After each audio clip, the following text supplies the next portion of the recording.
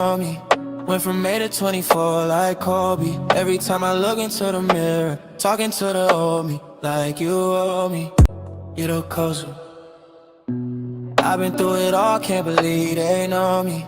Went from 8 to 24 like Kobe. Every time I look into the mirror, talking to the old me, like you owe me. You the closer. I've been through it all, can't believe they know me. Went from 8 to 24 like Kobe. Every time I look into the mirror, talking to the old me, like you owe me. You the closer. I've been through it all, can't believe they know me. Went from 8 to 24 like Kobe. Every time I look into the mirror, talking to the old me, like you owe me. You the closer. I've been through it all, can't believe they know me. Went from 8 to 24 like Kobe. What's good, people? What's good? Oh my goodness.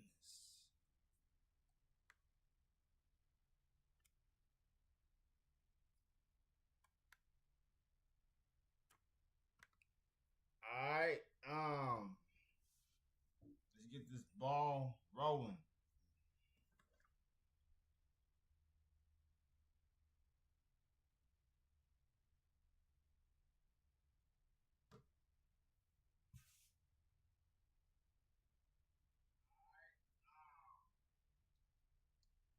Let's get this ball rolling. I see that. Yeah, everybody don't watch horizontal no more. Everybody don't watch horizontal. That's what I'm figuring out. That's what I'm figuring out.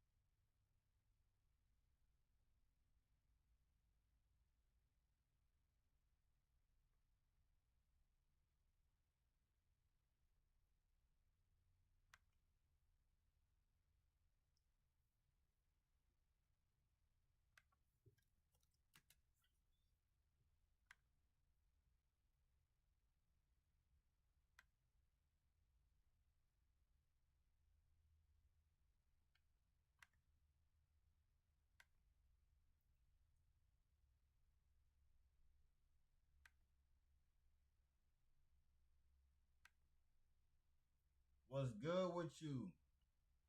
Oh shoot. Am I not hearing? Why am I not hearing?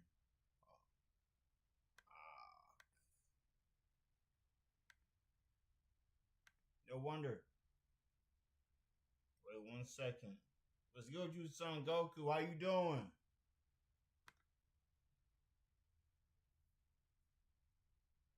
What's up with you?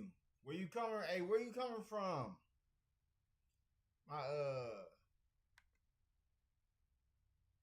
stuff ain't working for some reason, so I gotta log back into it. Gotta log back into my stream bot and whatnot.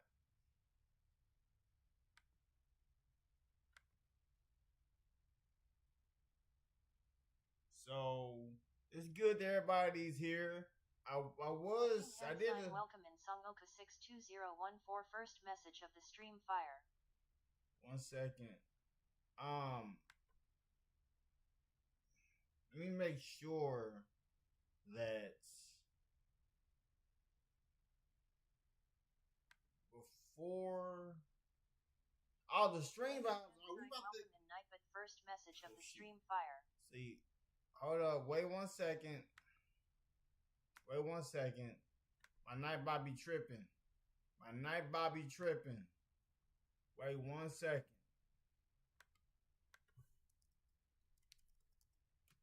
My bad, Goku. My bad. Let me add you to the regulars.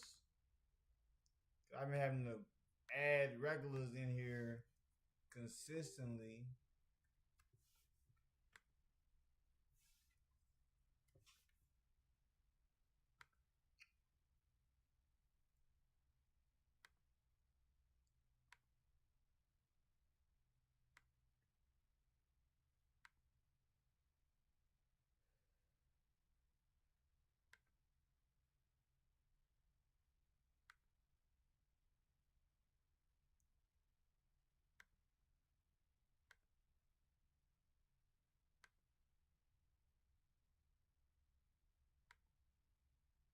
Whoa.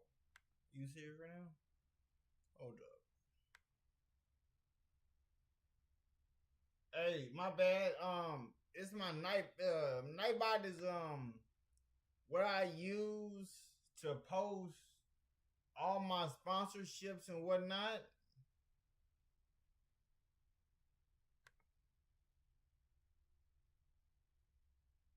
I'm trying to what's about to happen is we're about to react to some videos. I got a lineup already.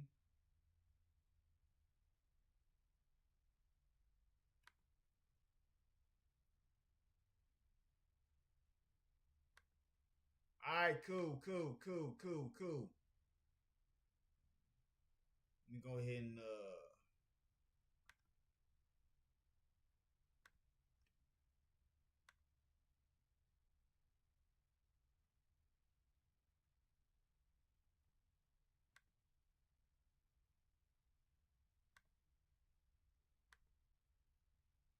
alright, peace. See you later. I'm just getting everything ready.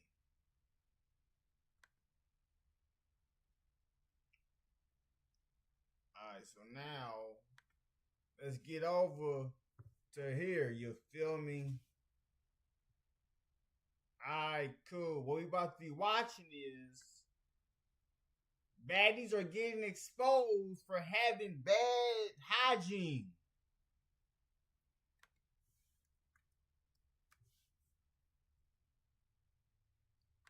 And this is the link to the video. That's the link to the video. Hand sign welcome and ask from Spacity. First message of the stream fire. That's the video that I'm watching right now.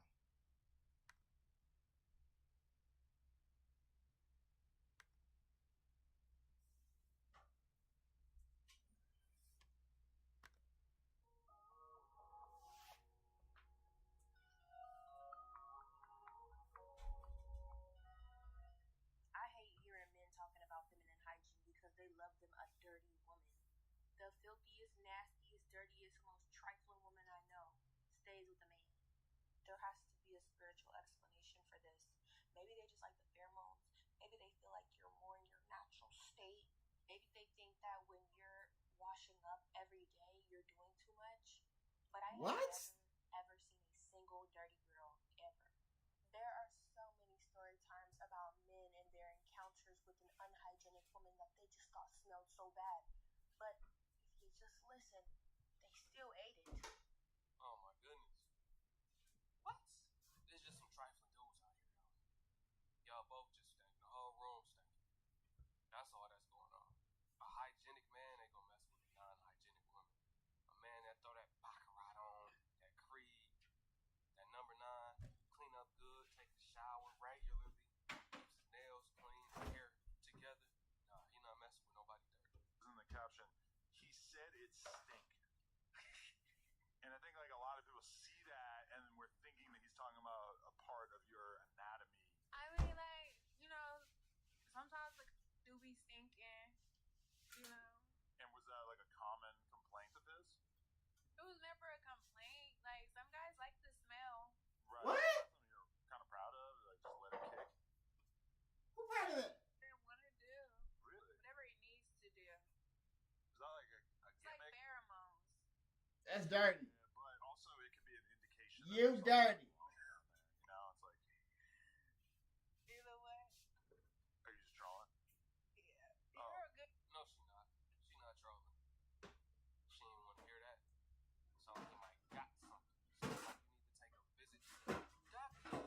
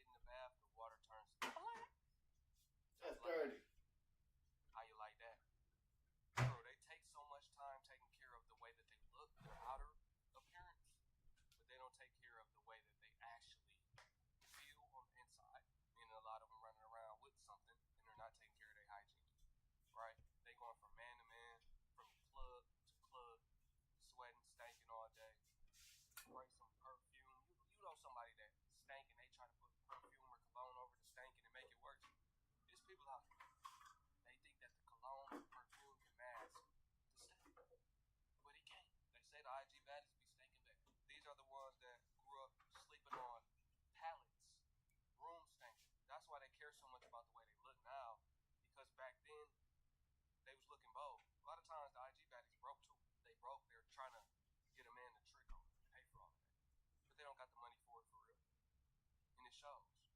You don't even know how to keep up with yourself. Somebody else has to do it for you. Like, they usually fit like a certain aesthetic that's just like interesting because it's like, why? You'll see them online, they have like millions of followers, and then they're just like so cute, they look so clean and fresh, and then when you get to like see them in person, either like they reek or like they're just dirty. They're like, oh yeah, I haven't showered in a couple days. Oh yeah, I Ugh. pot, but I used to make pasta the next day. Literally, I'm just like, or like if they have like acrylic nails, like it'll. Hold up. Hold up.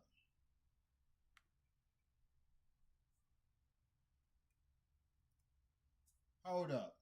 Let me let you know something. I'm gonna let you know something. Listen. I know normally this spot is for the end, but let's get into it. Let's get into it because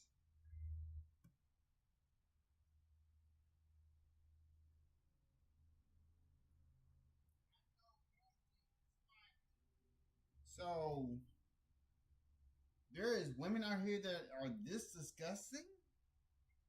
I beg your pardon? What? That's insane.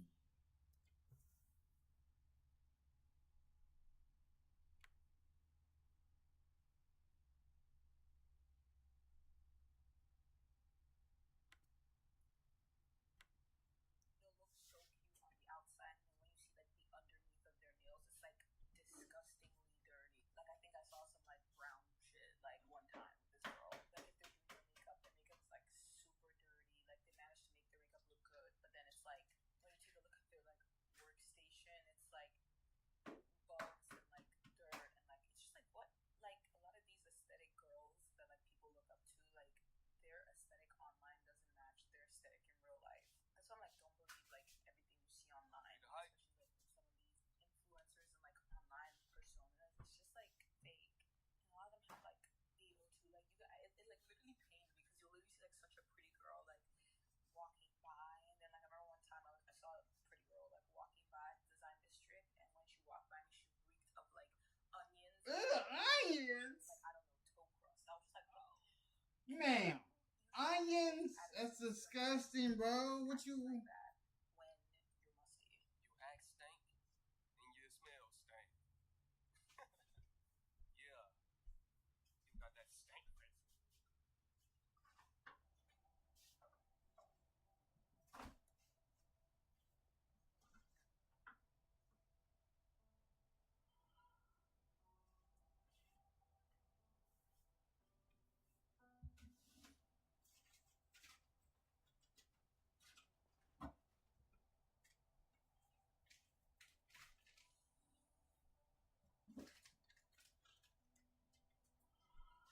Need some Luna?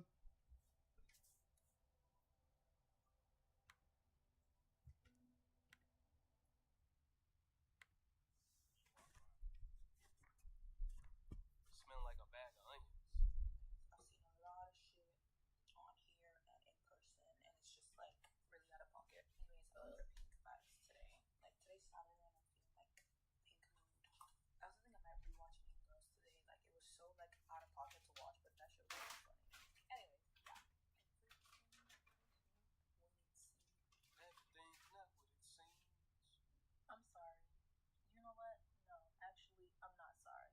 One of the worst things you could do as a woman is come outside smelling fucking funky. I don't care. Argue with your mother. Because working customer service, I come across a lot of people. And it is so disappointing to me when I smell a woman that just smells horrible. And I hate to talk about people, but it's like, we're girls. We're girls.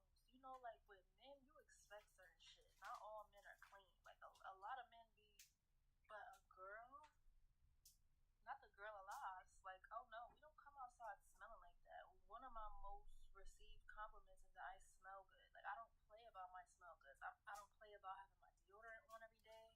I don't play about layering my lotions and my perfumes. I don't play about my breath. I don't play about none of that. Hair gotta smell good and all shit. Even my man can say he barely see me like. I don't play like that, okay? Especially if you got a man child, you better not be smelling funky. You gotta be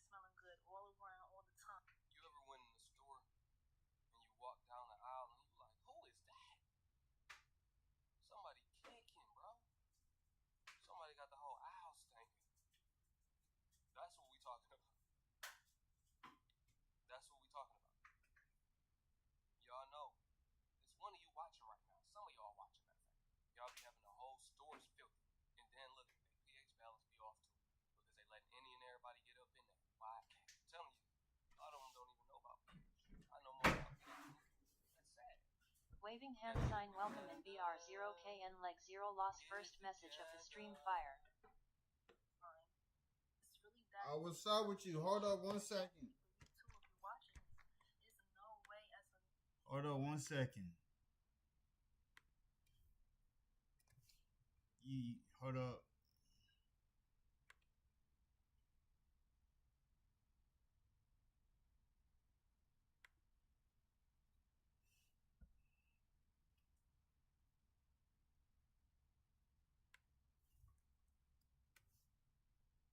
One second.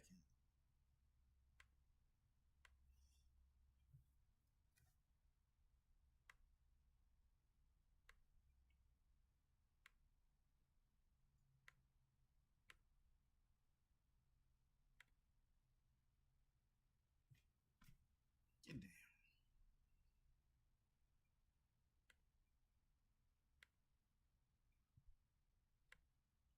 All right. I didn't want the Nightbot to get you up out of here. I'm glad I caught you before, because I'm making breakfast at the same time. So, let me get back to what I was doing. You dig?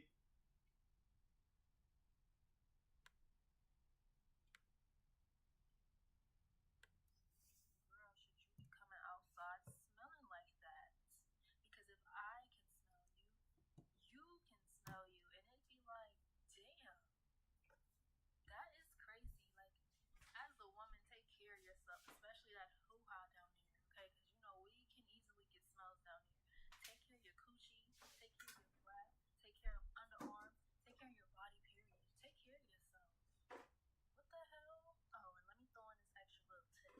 Also, we too damn grown to be going to the bathroom and leaving period pads, period tampons. We're too grown to be leaving that stuff in the bathroom. We're too grown to be not flushing the toilet. We're too grown to be leaving stuff like who raised y'all? The streets. That's so right. The baddies with bad hygiene in Miami is one of my favorite topics because it's just not talked about enough. Heavy on Miami. Like, Miami is like allegedly baddie central. Yeah, there's a lot of people here. Like, the girls here are baddies. Tough. But a lot of them are really musty.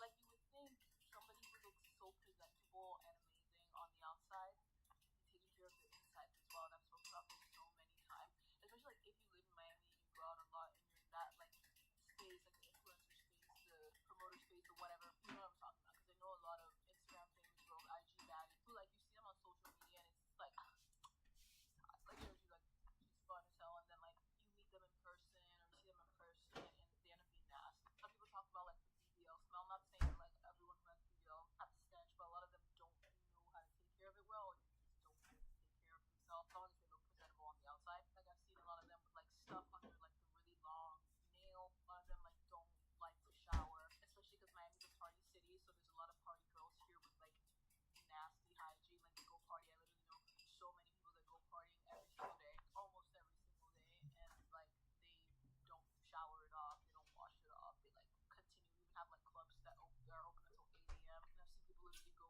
straight to work from there, or like do this and that, and then go to the gym, go exercise, and like they don't shower for like a week, and then they'll cook. A week is crazy. Yuck. Especially after partying. Yuck. That's disgusting, bro. If you just came back from a party, what are you doing? I don't understand how you walk around like that. I know me, if my breath smells a little bad, I don't want to talk to nobody. I need some gum. If I don't got no gum, then I'm not really talking too much. Like, you can taste it. You can smell your own breath when it smells bad. You can smell your musty when you're musty. Like, oh yeah, I gotta go to the house ASAP. Gotta put some deodorant on. Might even have to stop and buy a deodorant. Let me give me some deodorant. Well, I don't know what's going on. Put some on, but it ain't working good enough. You know. So for you to be that careless walking around, knowing that you stink and Wait 1 second. Wait 1 second.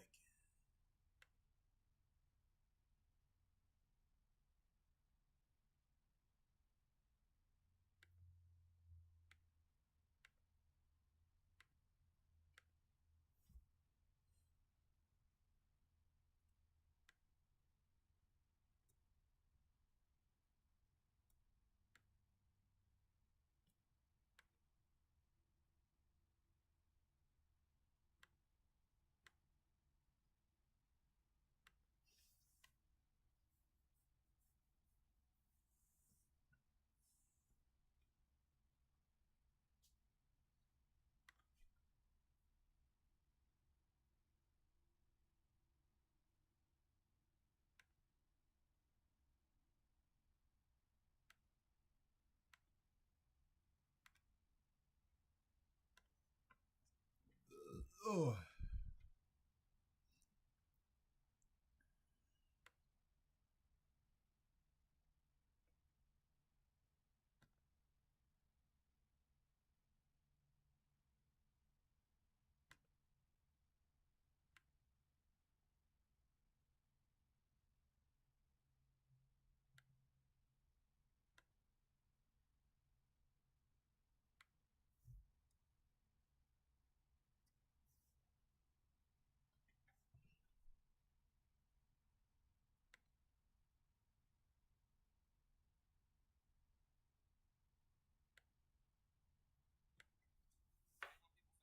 It's diabolical. Perfume to mask the scent, and it's like, we can. I promise we can smell you. Like we can. I promise. And when I was at this event, there were like some rappers at this venue, and then we saw like these IG baddies. Me and my friend were there, and like they would go in the bathroom, and then like they were doing some nasty stuff. It was just like nasty stuff that makes you like side eye a little bit, and like when people just don't wash their hands, or like they'll do something like interact with the toilet, not wash it off, like just stuff like that. And I was like, oh, these people are good too. Well, these are some nasty people too. Like so, it's not surprising that they would also not really give a fuck about their hygiene. But yeah, I could talk about this. Like Alex Earl should have been shot. She's literally a party girl in Miami that like has the baddie aesthetic in the front, but like their hygiene is baddie is what. Long story short, they're just naturally nasty. There are some people that are naturally nasty. They do not wash their hands after they use the bathroom. They'll drop food on the ground, pick it up and eat it. Right? As a kid, we had the 3-second rule, but we were kids. We didn't know no better. Right? There are certain people they just cough in public. Like, I hate when you walk by somebody and they cough without covering their mouth. That's just a nasty person. I had a teacher that didn't wash his hands. That's a nasty person. Then he had the nerve to cook and offer people food. People eating it all. I'm good. I don't want none of that. You have to wash your hands. I'm not about to get sick eating this food you made. Now imagine the baddies. You eating the food they made. You going over their house messing with them. Then you wonder why you're burning. They don't care about themselves. They care about the way they look to the world. They want to be looked at a certain way. They don't even have enough care to take care of their self. It's crazy, man. Let me know what y'all think about this video. As always, I appreciate y'all for tuning in. Once again, it's your brother YT. Wake 'em up. I'll catch y'all on the next one. Peace to my Hebrew family. Shalom.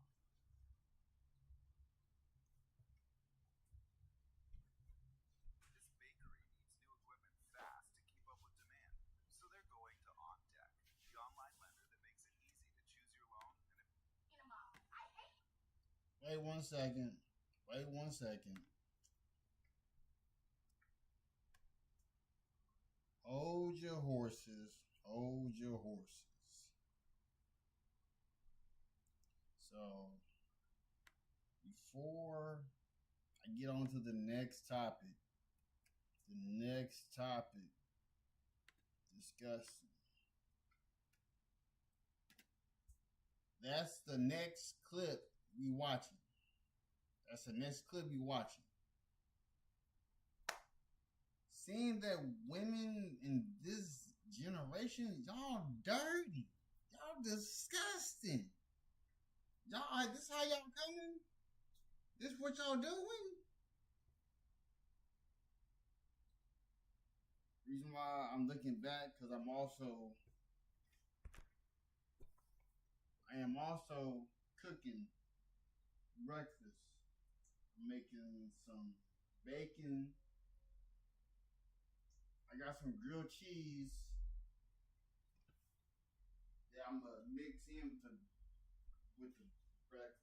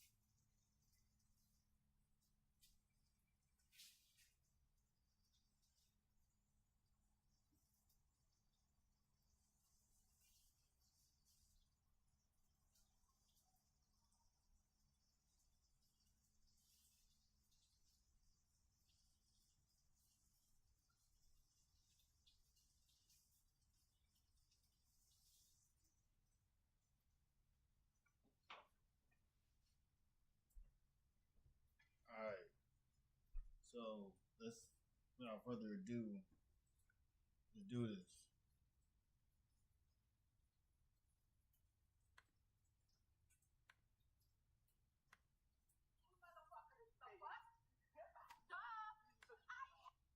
Woman goes viral for saying she hates all her kids and she never. What? Who has kids and don't love? Oh, get her out of here! Get her out of here! What do you mean you don't love your kids, ma'am? What do you mean you don't love your kids?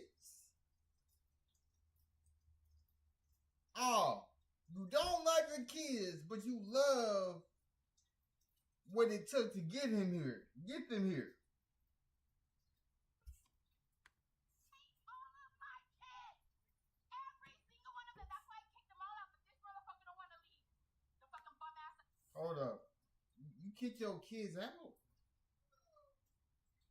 Hold up. You kicked your kids out? My heart. Let me go back. Let me rewind it real quick. Let me rewind it real quick. I hate you motherfuckers. The fuck? Duh. I hate all of my kids. Every single one of them. That's why I kicked them all out, but this motherfucker don't want to leave. The fucking bum ass that talks all the shit. Do you think this camera fazed me? Do you think that? I don't care. I don't care. You want to call me a bitch in my house? Put the camera right here on the food where I'm cooking. I disown you.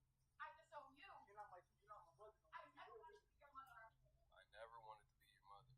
That's insane. A mother should not provoke their children to anger, and that child should. That's insane, bro. In the household, you could tell why. This is not the first time she went off and told them that she don't like them. She wished she was never their mom. Right? They got some resentment towards her. She made it hard for them to grow up and live in that household. It wasn't a healthy environment, I could tell. And they weren't raised right either. I burned up on the pork chop. Cooking dinner. For you. For me, I don't eat pork chop first of all, so it ain't for me. It ain't for me. What else? What else? I don't eat pork chop. What else? What else? Stay right there. Well, I fucking have a recipe going on my phone. Show that. Such a great mom. Who said I was? I hate all of you motherfuckers. Get that fucking clear. What?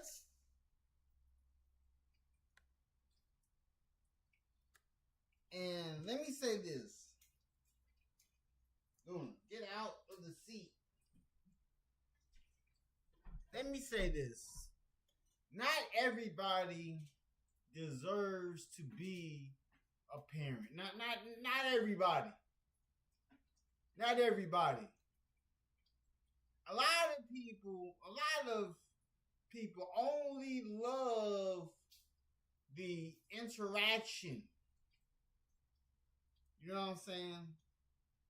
They love what it takes to get them here.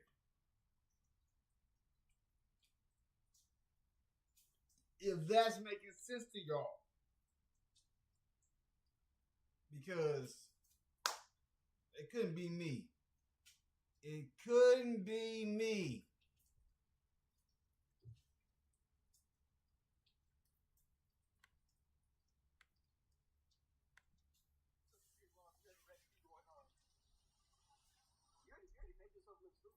I don't care. I hate all of you. Put it on YouTube, TikTok. I don't care. I'll be viral.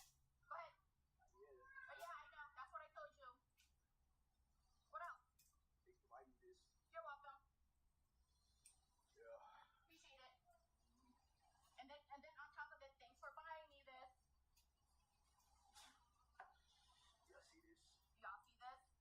Did my A sister 17-year-old. Percy. Y'all see this?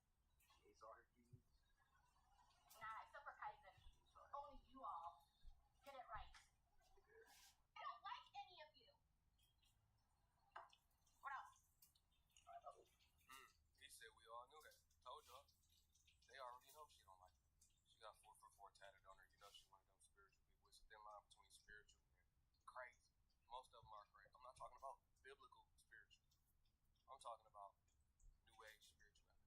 She fits the description. I don't know. We all do that. Good. We all do that. I know. And I'm telling you that. I'm reiterating what you already know. I'm agreeing with you. What else? What else are you going to try to tell me that ain't true? That I already know about myself? I didn't say you the one who said it.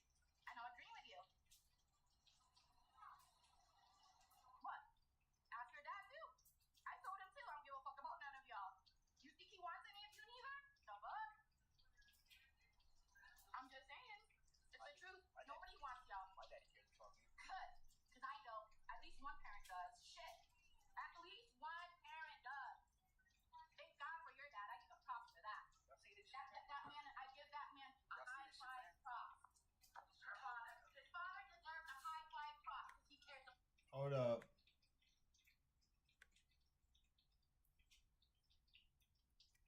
And this is why I say you gotta choose who's gonna be the mother of your kids. You gotta choose the right one. Everyone is not fit to be a parent. Everyone is not fit to be a parent.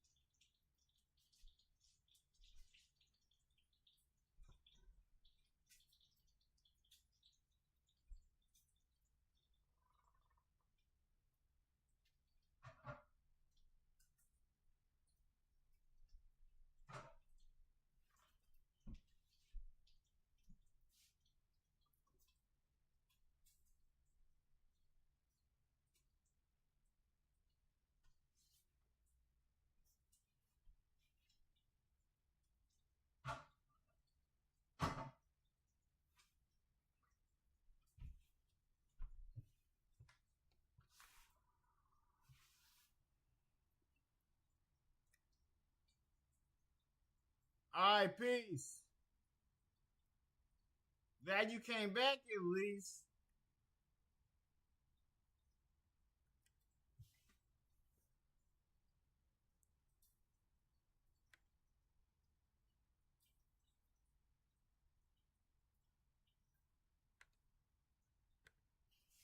Crazy ass kids that I have to deal with.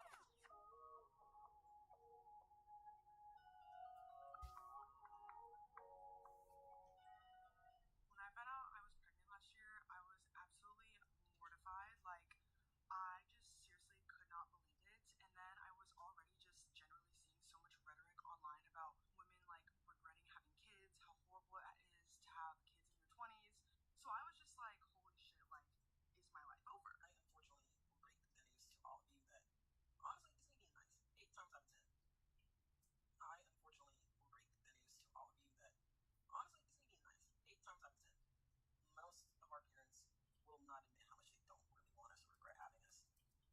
Like they claim they don't regret or they don't want to change that choice they made. They do. They would do it in a heartbeat. Every time I hear a mother come on here and she's trying to be realistic about parenthood but not admit. Let me tell you something. Both of my parents, before my dad passed away, because my mom, she's still alive. My mother, she is still alive. I can tell you this, that both of my parents, I was planned to be here. They wanted me here. I was a planned pregnancy. So that's why you gotta watch out for the people you choose to have kids with. How much you really is the decision you made about it. And she started saying something like, And who's ever in here, what's up with you? Where you coming from? Like, comment, subscribe to the channel. And I get like they lie to me and say that that's not decidedly acceptable. And also, your kids feel good and saying, I don't want you. No, I understand why people did it. But I'm childless and I have nothing to fear. That's the kids. I'll tell you guys. Most of my friends don't really love us like that. I like to say this and I always tell my friends that I love my parents. I don't like them at all. It's the same. It's the same thing for a lot of parents. They love you. You see their baby. They're a decent good parent. So I love my parents. I don't give a damn. I love them damn. I like them. Fuck no. Fuck no. They piss me off. So I live on my own. I didn't get away from the roof. You shouldn't think about them right now to do that. But I can admit that because I'm a kid. A parent can't admit that about how they feel about their child. So I'm gonna say it for you. From her perspective, if your parent has ever said, I would have waited to have kids, or my life would be better. You want to actually stick to your health goals this new year? Making this one change will help keep you on track all year long. I've never been good at keeping my New Year's resolutions, but Guru has made healthy eating so easy and enjoyable that I'm not even tempted to slack off. This new year, I'm doing no takeout January. And If I didn't have kids, I would be rich if I didn't have children. That means they low-key wish they didn't have you, or they wish they didn't have you when they had you, right? Now, yes, they might not like you, but they love you. It's that unconditional love that they have for you. But they may not like I need that hat, YT. I need that hat. like having to always be there for you. But they know that's their responsibilities. They know they have to take on that role. That's for those that might have made that comment before. Is what she's saying.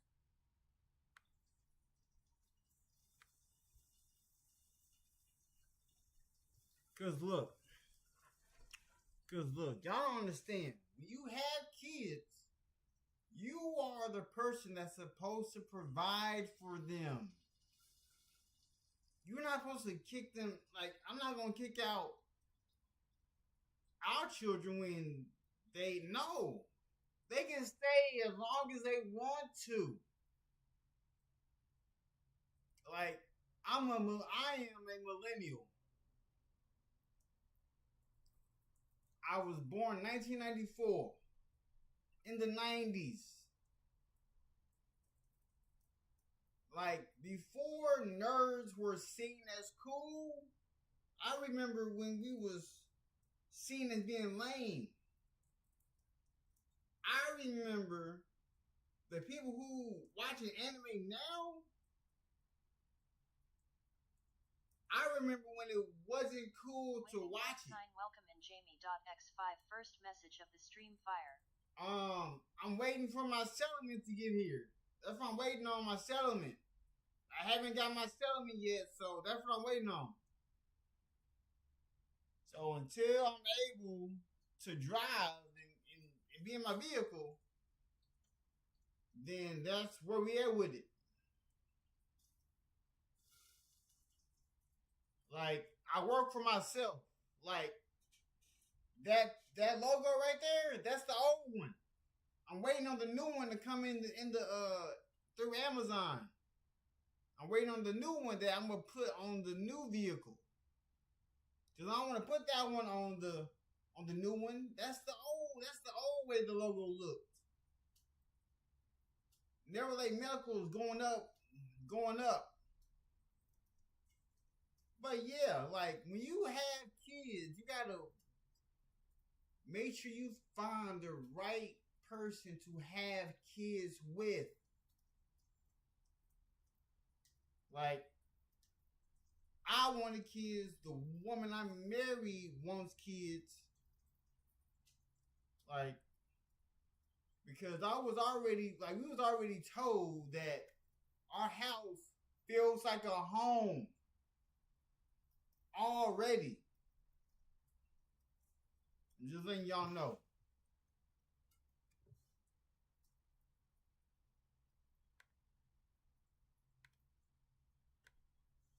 It's open for debate. I don't enjoy doing that. I take a shower, I gotta get in the shower. I buy new shoes, I gotta buy new shoes. I get ready in the morning, gotta get ready in the morning. Gotta drop him off at school before I go to work, gotta feed him, clothe him, bathe him. You got 3 kids at 24 years old.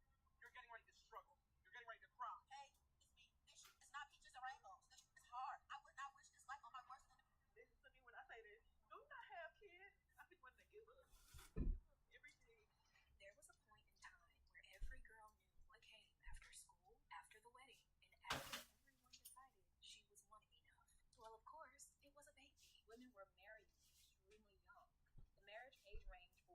was from around age 21 to age 24.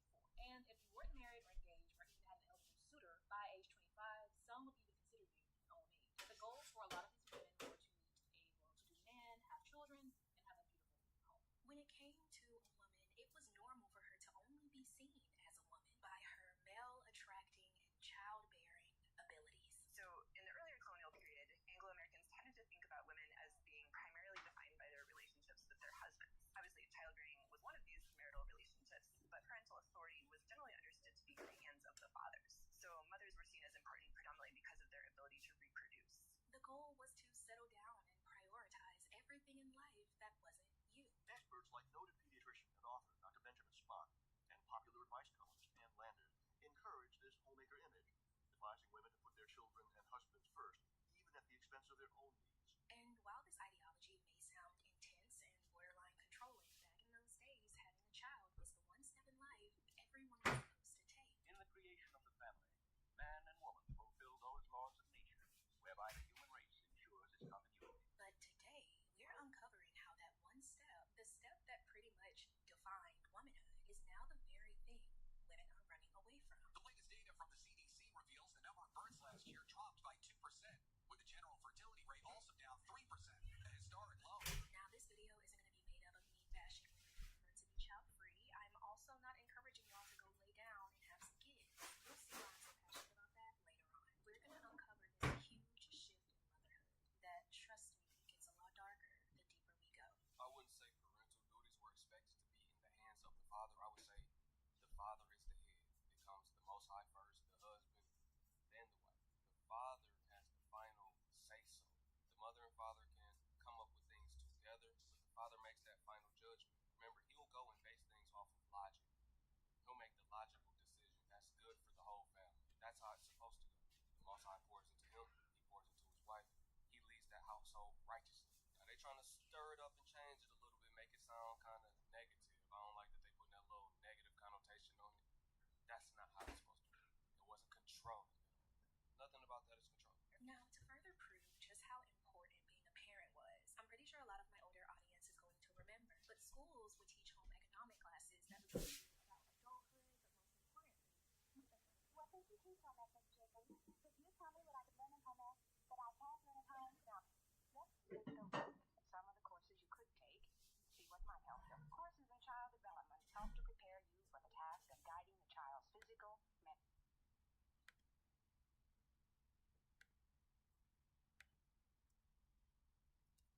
Let me say this.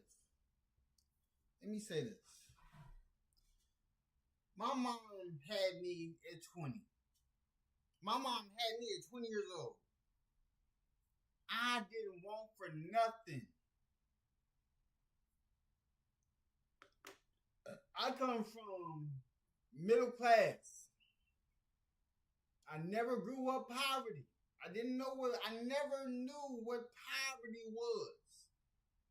I never knew what poverty was. I'm sorry. Like, my mom made money, my dad made money. My mom got degrees, my dad got degrees.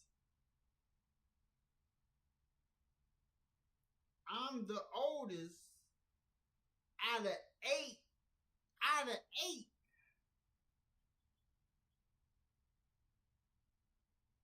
So, it's very confusing.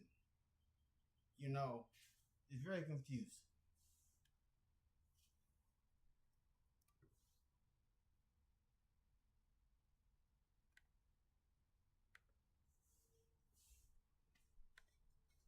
Emotional development. Does that help answer your question, Janice? Oh, I would say it does. Why, if anyone is going to be married and be a homemaker, it'd be foolish not to take home ec. I may be the last generation that has experienced a home ec class. I vividly remember bringing those toy baby dolls home that would wake me up at 3 a.m. in the morning. Yeah, we had those at school too. At my normal high school, I graduated from alternative high school, right?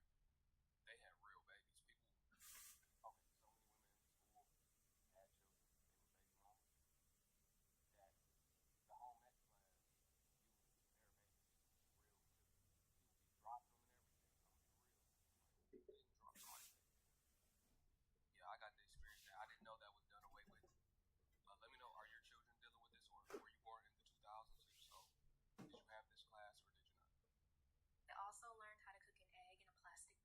Waving hand sign welcome in Burberry drip first message of the stream fire. Young women, even before they graduate, should learn how to be a mother. So I just scanned the bracelet. What's up, Burberry? What's up with you? Like 25 minutes, unfortunately. Well, I feel that the real care banking system is good because it prepares you for the experience as a parent. It lets you know that you're not ready. As a mom of 2 small kids, let me tell you why I regret having children. Of course, I love my kids. I think they're like the best thing in the world.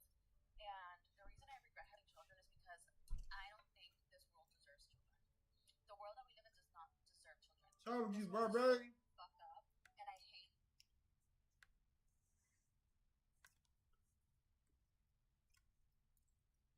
What's up? Going get off the counter.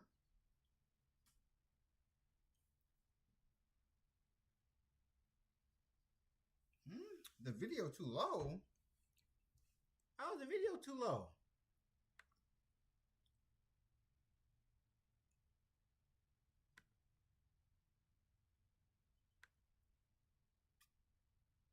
I want to make it too loud.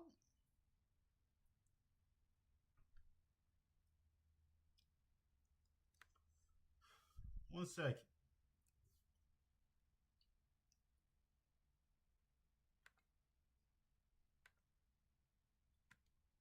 That I brought these human beings here to live this.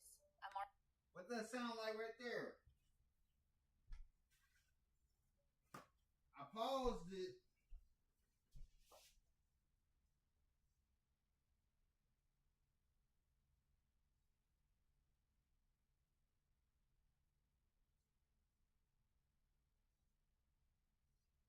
One second. I paused it because I'm making eggs.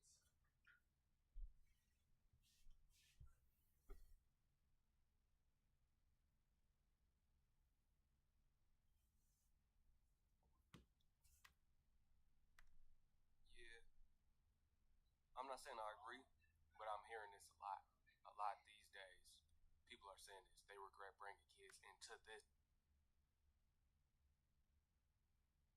Let me see real quick.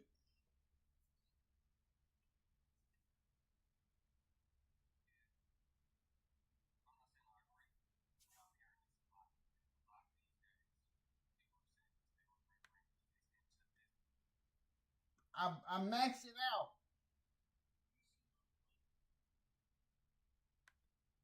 Evil world because they don't even want to live through it. The parents themselves don't even.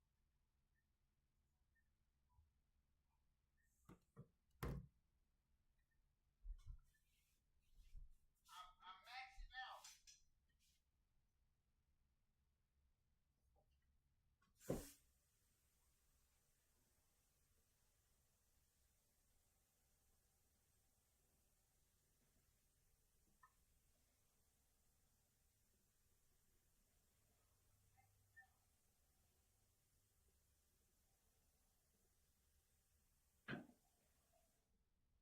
One second.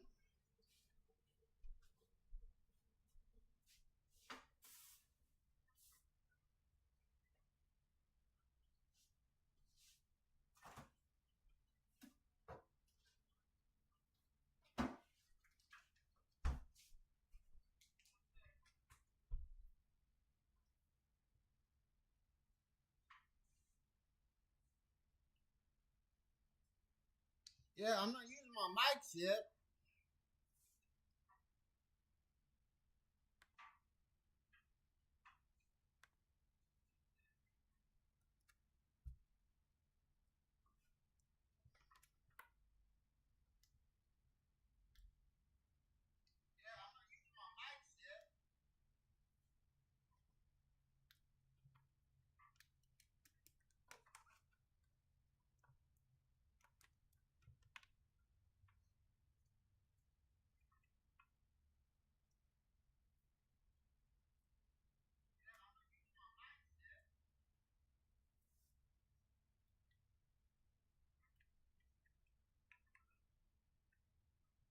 Yeah, my mic still needs to charge because I don't know why they ain't charging.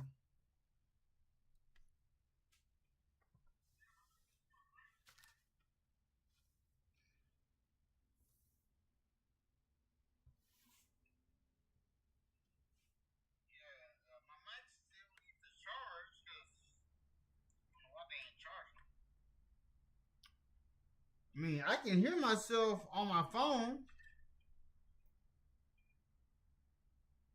And I got everything maxed out.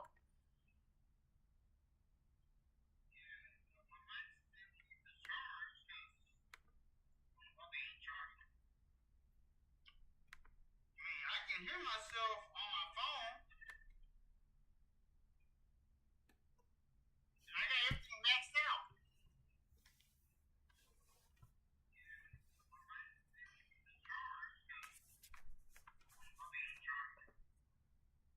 And then Luna.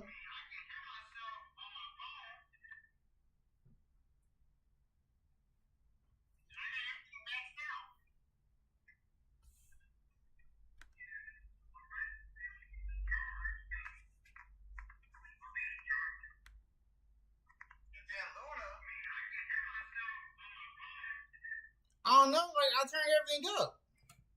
You said my computer volume is too low. And then I'm looking at my YouTube is up max.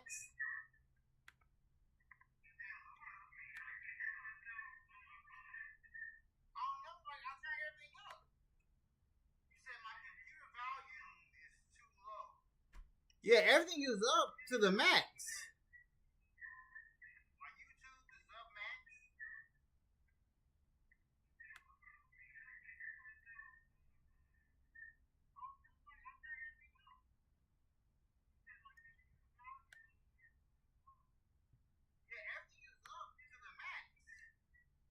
Luna, can my mics charge?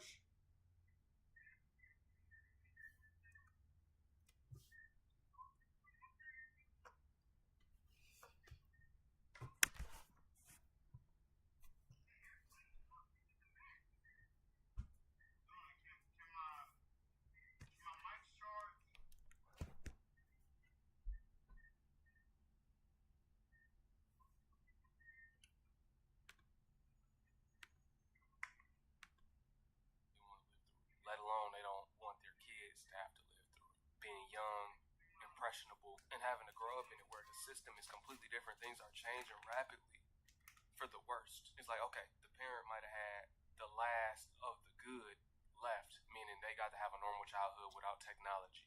It wasn't all this letter community stuff going on in the school. Alright. So since it sounds good, I got my mic charging, but Luna, she's trying to mess with my mic, so that might be why I'm not using a mic. And get in my seat.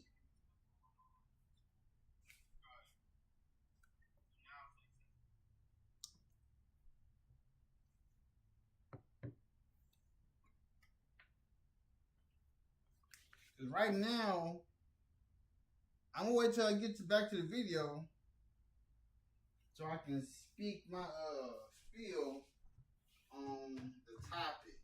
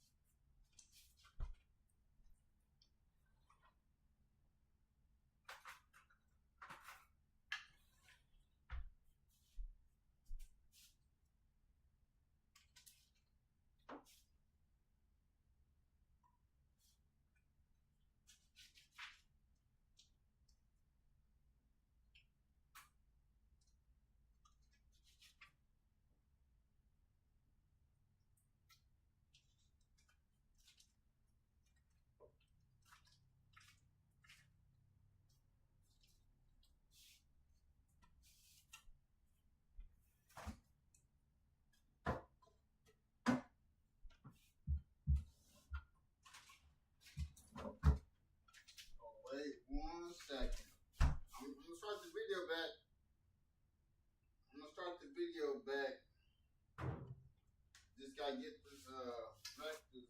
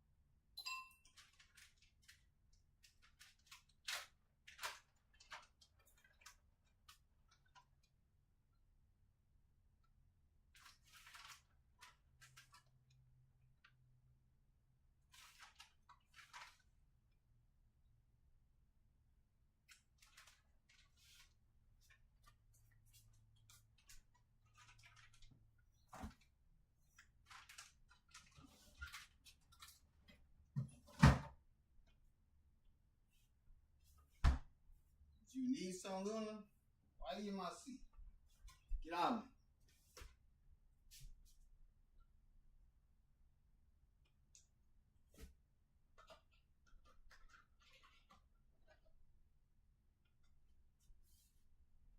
Get off me, bro. You need something? Get off me.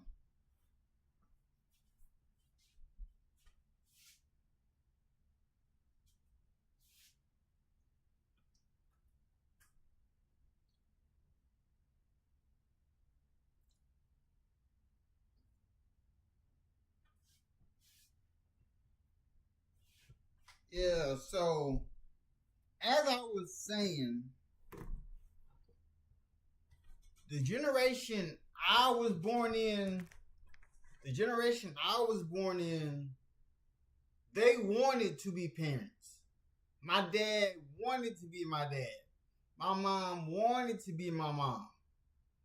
Before my dad passed, I was told that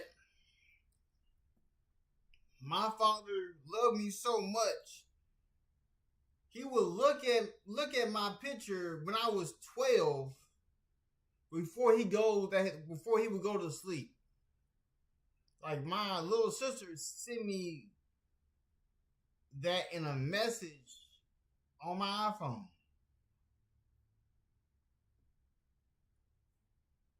So I can't wait to be a parent. It's not my fault that y'all don't know how to save money, to build, and just spend y'all money. Like, y'all gotta realize the most important thing in this life is time. That's the most important thing. Is God, like God first. Because if I didn't believe in God, I wouldn't be where I am today. I'm here because of God. I'm just letting y'all know. Because I already know. Yeah.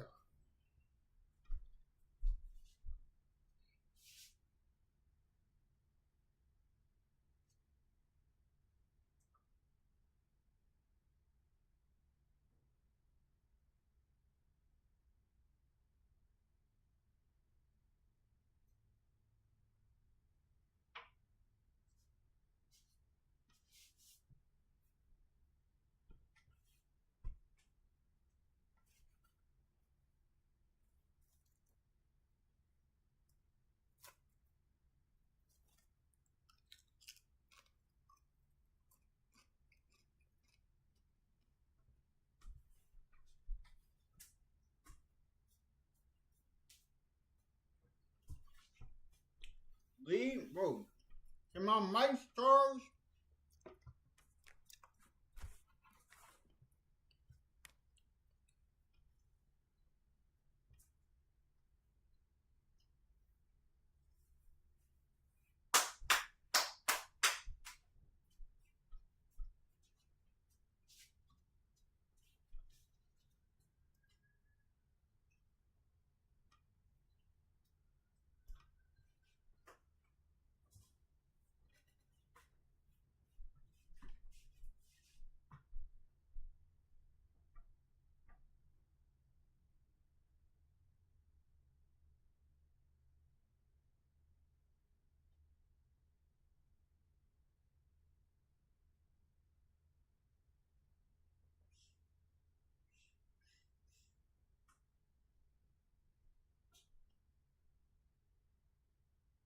Who's that?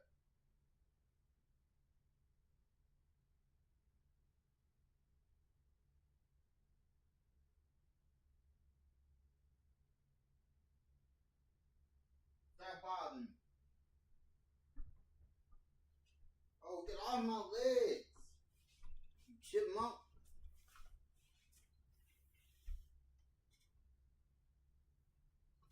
Get off my legs, Luna. off me.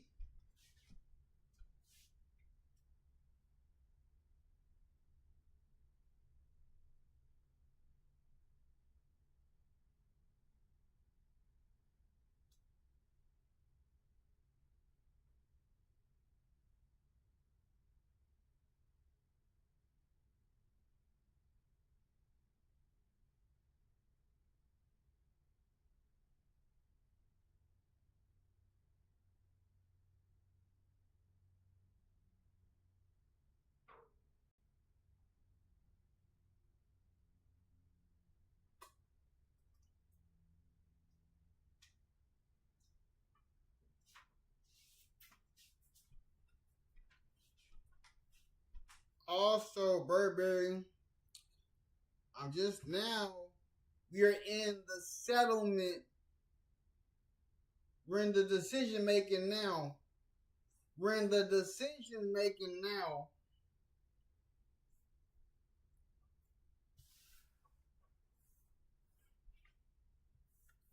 In the decision making now. Why are you in my seat? See, if I sat down, you would have been mad. You're always in my seat. We got like 3 more seats. Dang.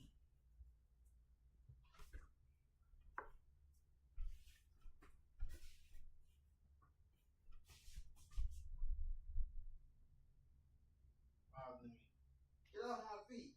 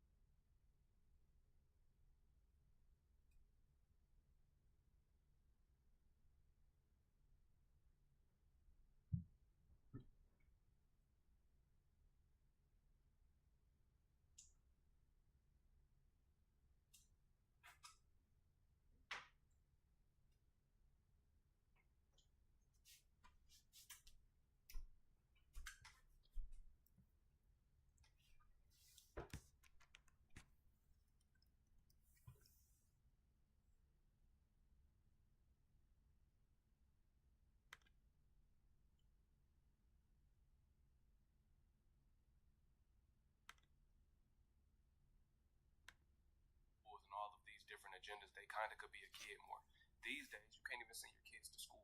It's just different, man. I get it. This is not the first time I've heard it. You've probably heard it before as well. Right here, trying to make the best of it, and it's a shit show. And I'm gonna bring more people into this. And they're the most amazing, incredible, just beings ever. They're so pure and perfect, and the world doesn't deserve them. I mean, I get it. People want to have their families and they want to have kids and whatever, but it's just like so selfish. Like when I talk to people who actually want kids, it's always for selfish reasons. It's always, oh, well, I want a legacy, or I want a mini me, or like, do y'all not understand or comprehend that these are actual human beings that have needs?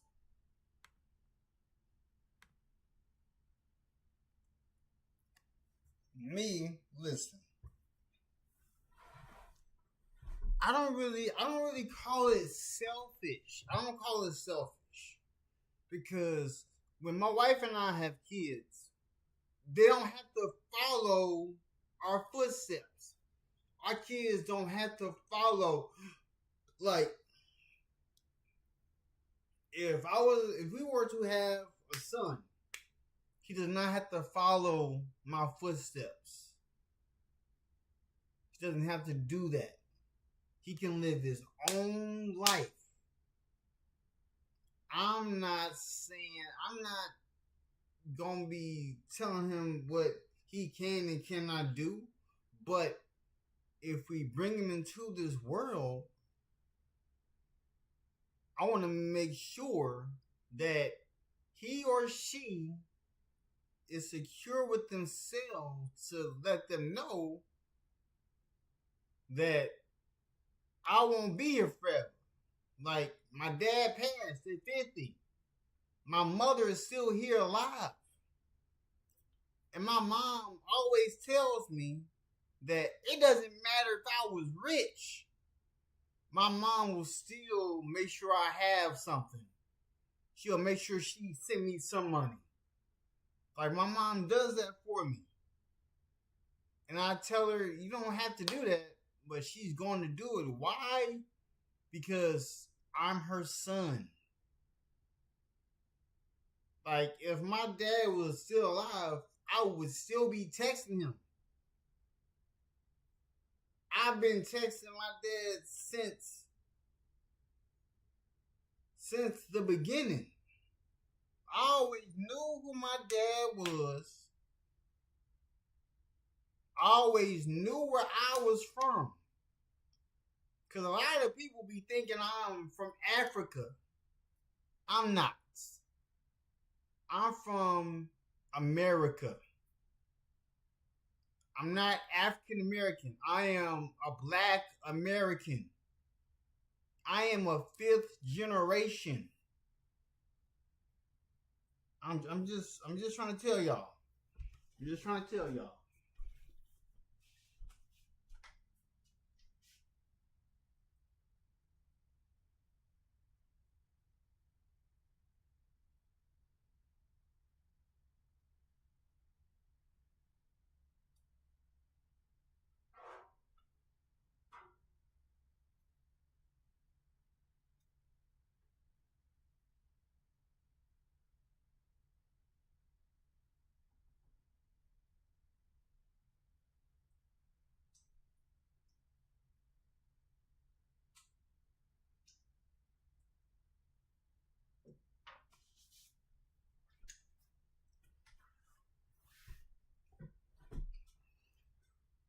And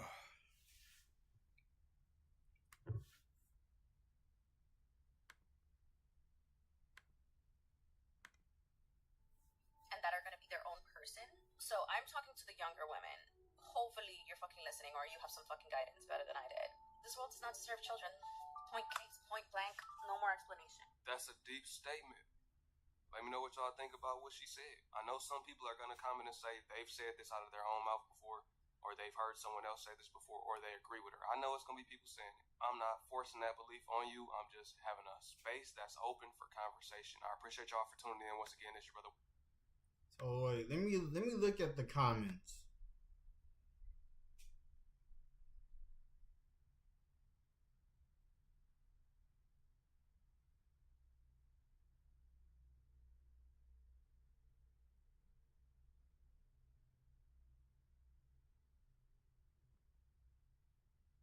Cause look, let me bring this to you. Let me tell you this. So I'm reading the comments, and one comment that sticks out to me: all kids deserve parents, but not all parents deserve kids. Because in this generation, people have kids for attention and their selfish reasons, not realizing they are having kids who simply raise them up to work for someone else if they don't have the knowledge or finances to prepare them for better. I was blessed to have the parents I have because I'm on one side where my dad was working 9 to 5s. My mom had the entrepreneurial mindset. That's the mindset I took. That's the mindset I took from my mom. I look like my dad and all.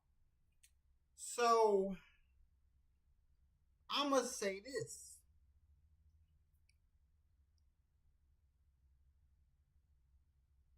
I'm glad that my parents taught me financial literacy at a young age. I'm glad that they taught me these things on how to, because my mom, she knew how to start a business. She knew the laws. She knew all that. Like, my mom has done time and she never paid for a lawyer. She was her own lawyer. I'm just letting you know.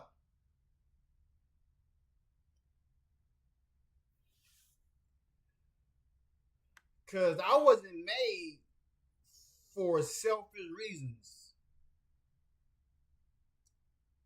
There's not that many pictures of me. Like, all the people that got, all of these families that got pictures and pictures and pictures and pictures of their kids, there's not that many of me in this world.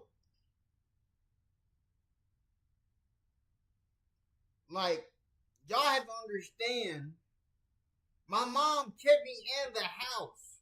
She kept me in the house to the point to where people will see me and wonder why I don't go outside. That's how I'm able to stay incognito. You think I'm talking to people on this phone? The only person I talk to on this phone is my wife, my mother and father-in-law, and my mother. That's as much as that's the most I talk to.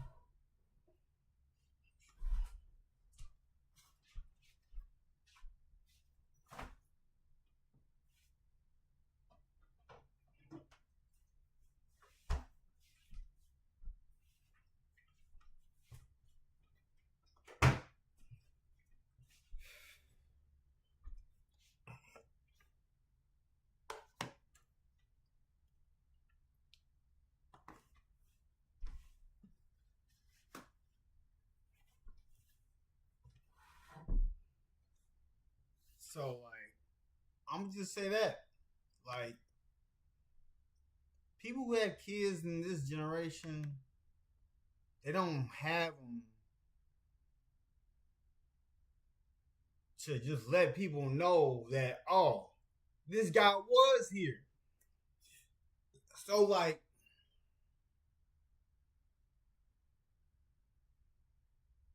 my family's name lives on.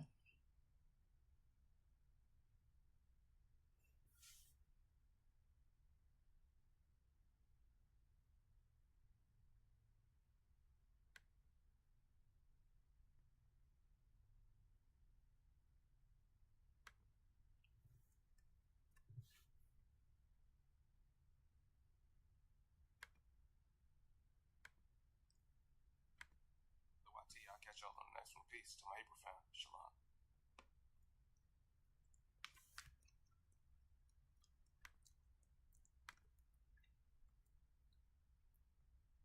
Warning, we about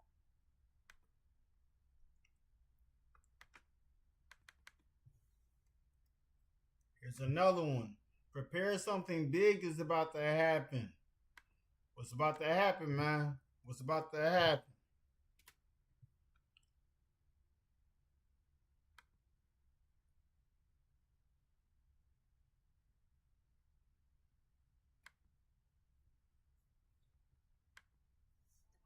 attack of Iran.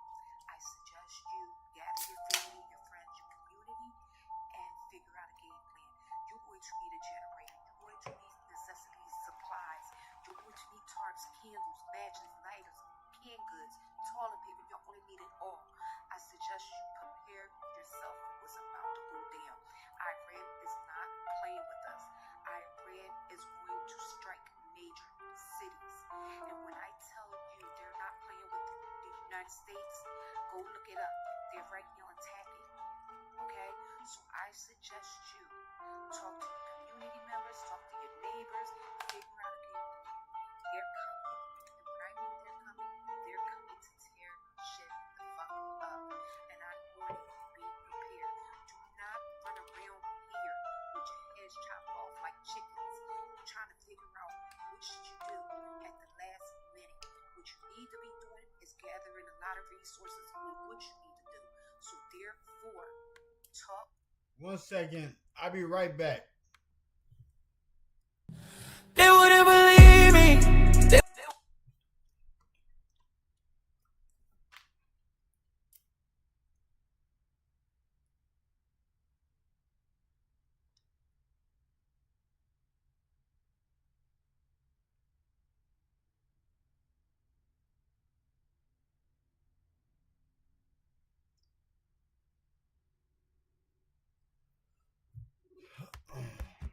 What's up, mama? Hey, What's up, mama? I How got you some doing? meal.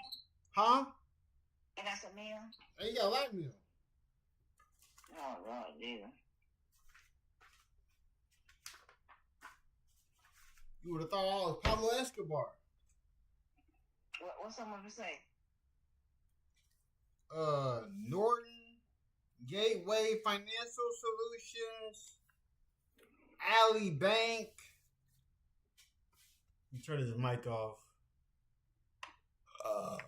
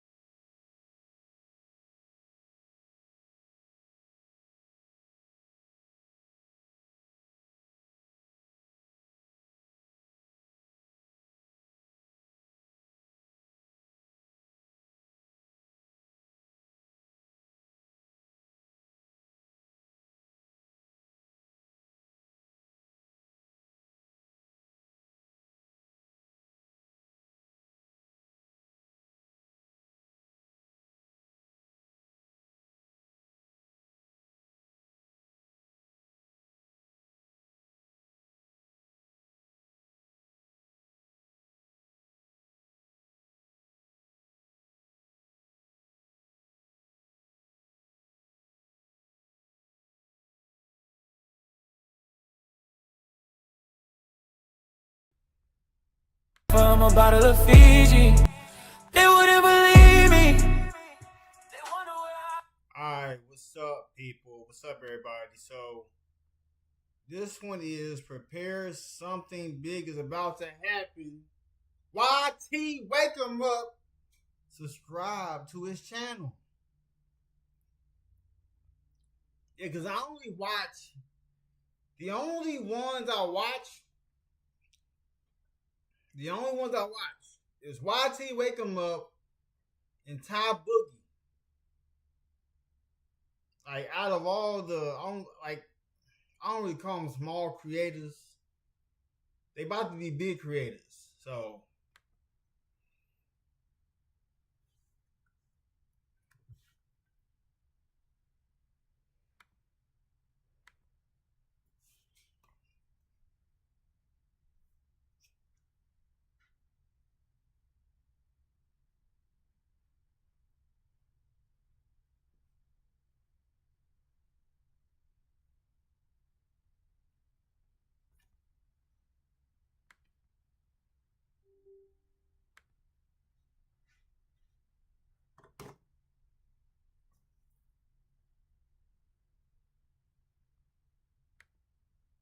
to your family members, friends, your associates, whoever, because we're under World War III.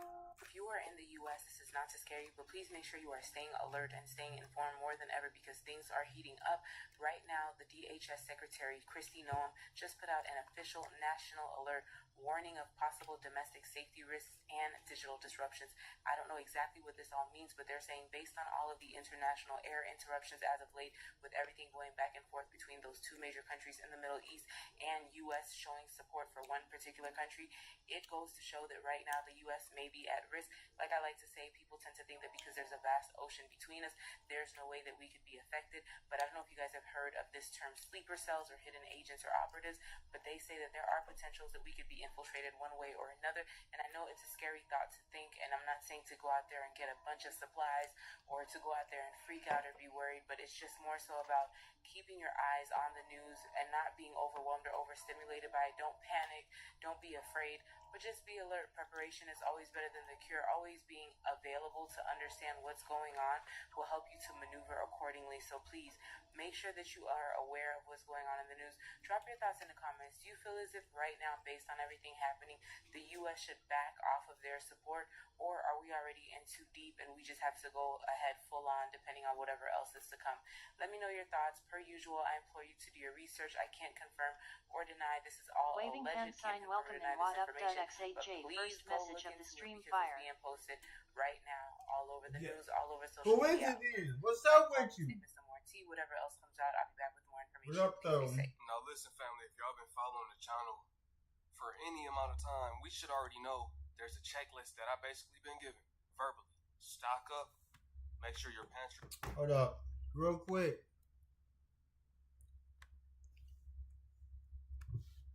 Since you a new name, you a new face.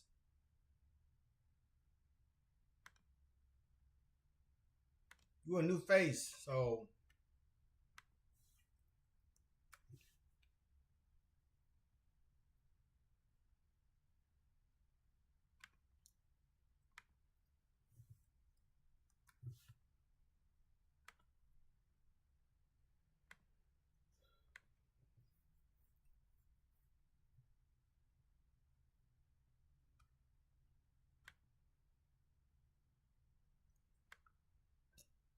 oh. Alright, so who are you exactly?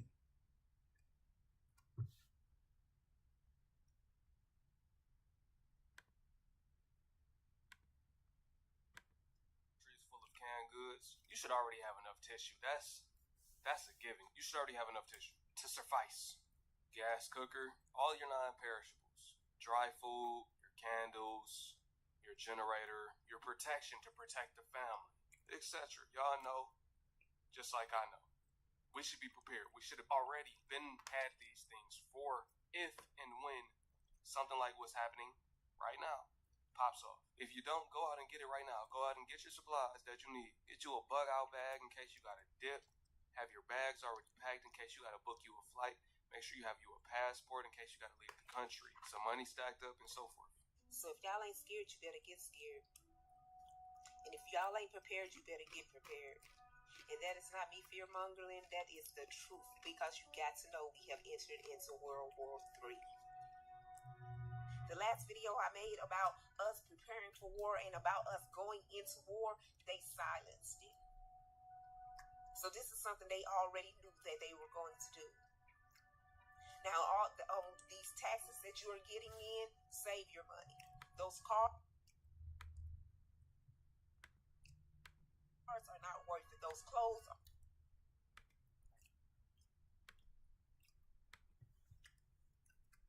Listen.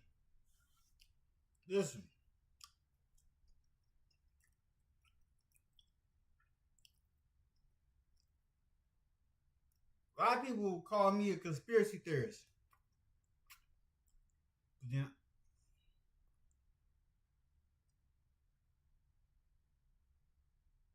You didn't give me. You didn't let me guess. You said it too fast. You didn't let me guess. You said it. You told me I had 3 guesses, and then you gave me the answer?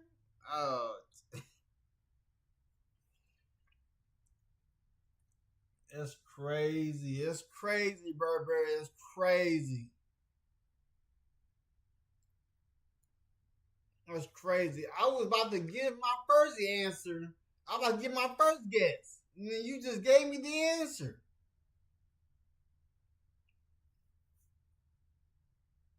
That's crazy, Burberry.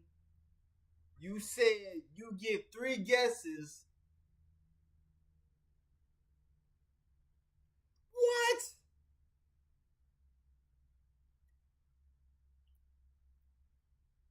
I might have got it. Even though I never knew you had other accounts. Because I always saw Burberry drip. So that might be true. That might be true. But that might be true. But I will say this. I got the update that they sent the demand out. The demand has been sent.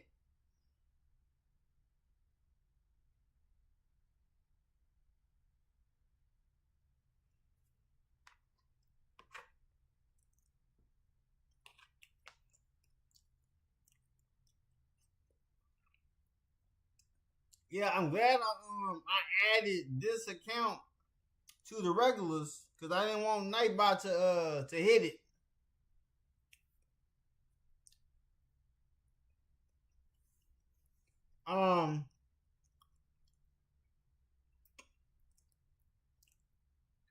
The demand for what I'm going through behind the scenes has been sent out.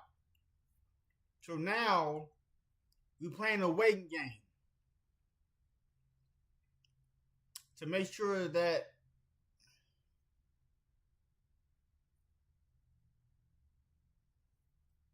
because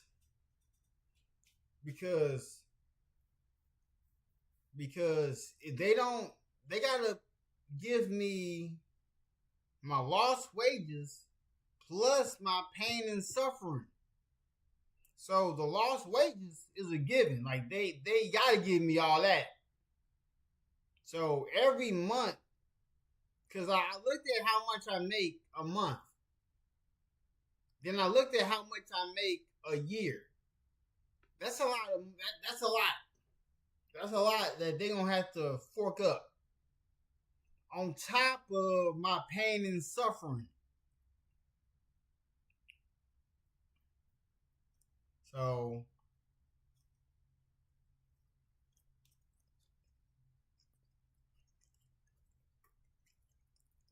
And once I get all that.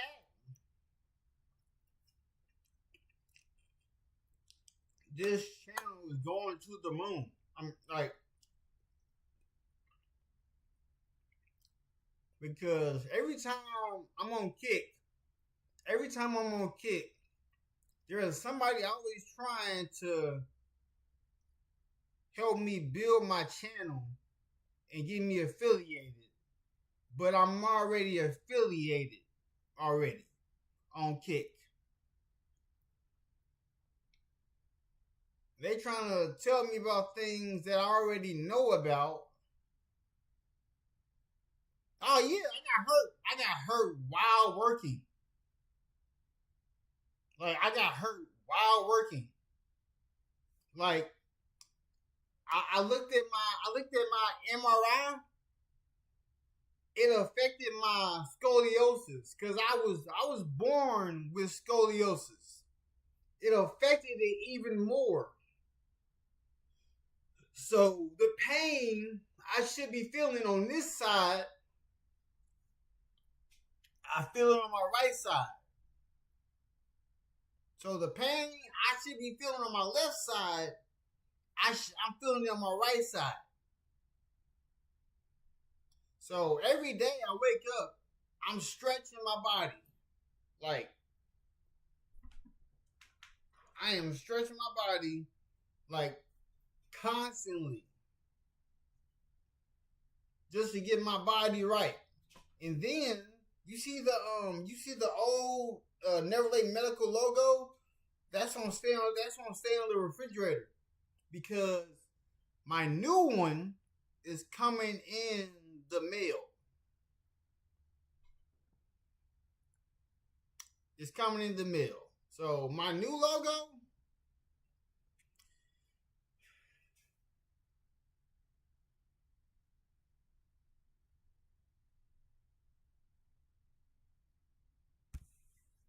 okay. Luna, can my mics live? Dang. I guess look, and Luna's the reason why I haven't been able to like charge my I haven't been able to charge my mics because Luna, she's behind the laptop trying to fool with them. So yeah. So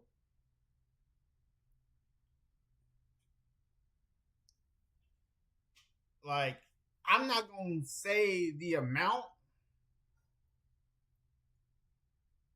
but Luna, but I'm gonna do what. So when I do get my settlement,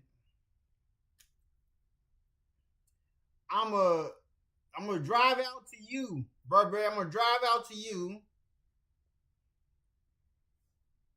because you said you wanted me to pay you face to face. Can you leave? Hey, damn, hey. You wanted me to pay you face to face, and I don't mind doing that. What's up, Luna? How you doing?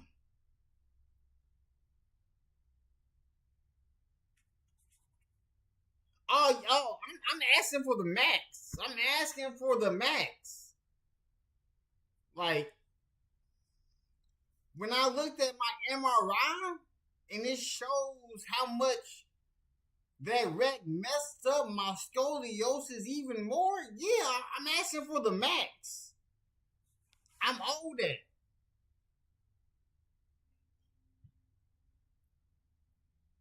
Cause I got like 8 to 9 different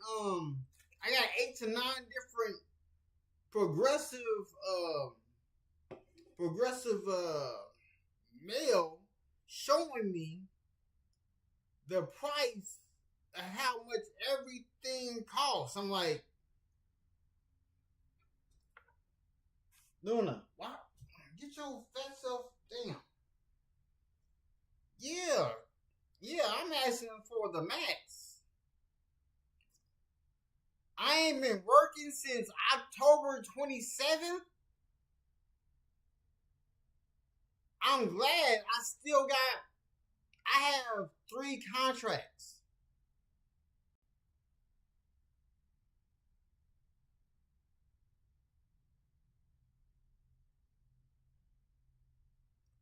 What you mean? What you mean be in the middle? What you mean be in the middle?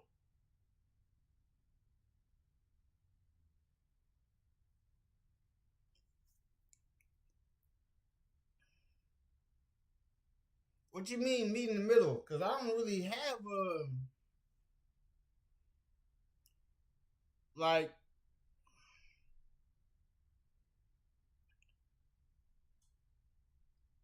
cause you ain't far from where I live. I know like my wife and I been, you know what's funny? I might have met you and I didn't know I met you. Cause I've been in Ohio. I've been in Ohio before. I've been in Cincinnati, Ohio. My wife and I we have took a trip down there.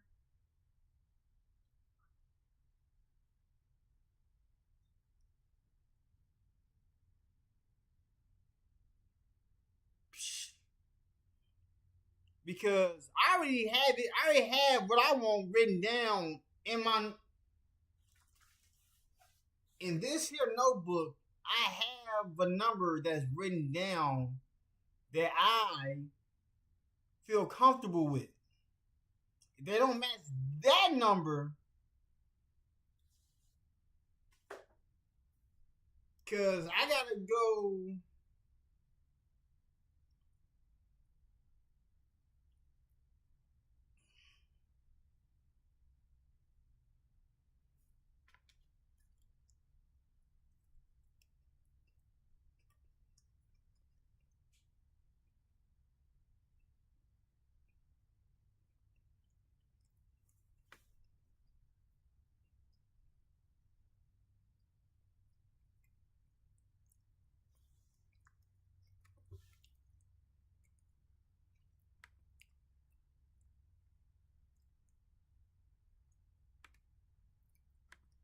Are not worth it.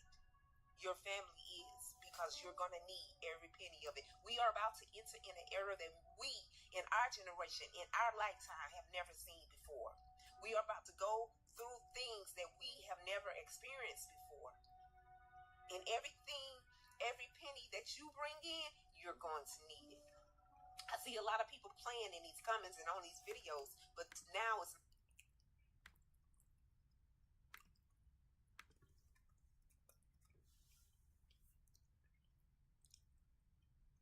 I know you don't want. Trust me. I know you don't want much, Burberry, but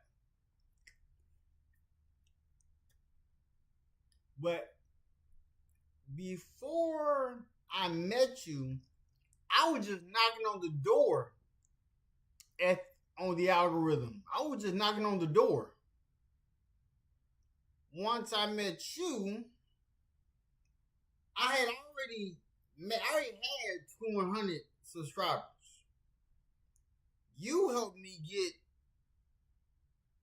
the rest of the subscribers. Then to help me get the other 2 mods. Because I've been also sending messages to Remote and to Jay. And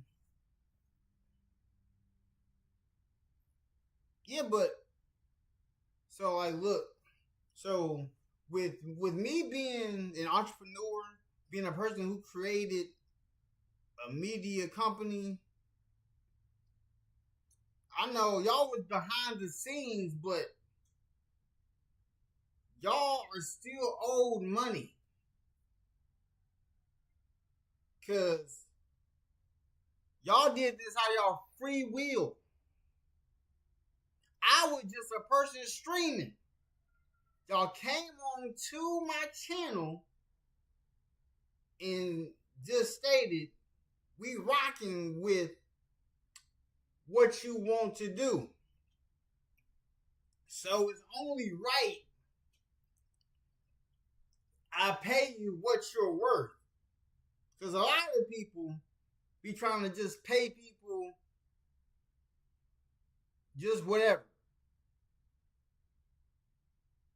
Like mind you, I've already written up How much? Sunshine welcome in Warlord Yo 7085 first message of the stream fire.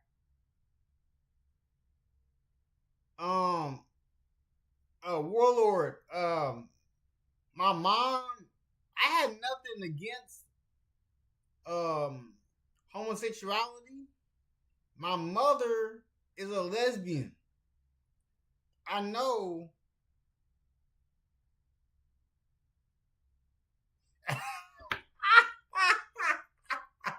Oh my goodness. Okay, hold up.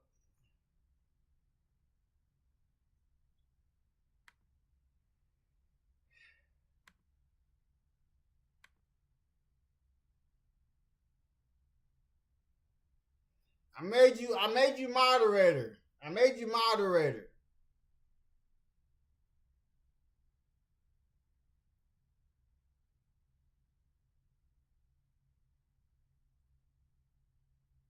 That is hilarious. Burberry tried to delete.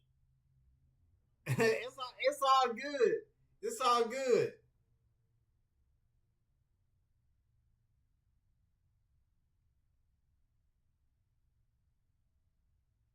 Like, listen, Warlord.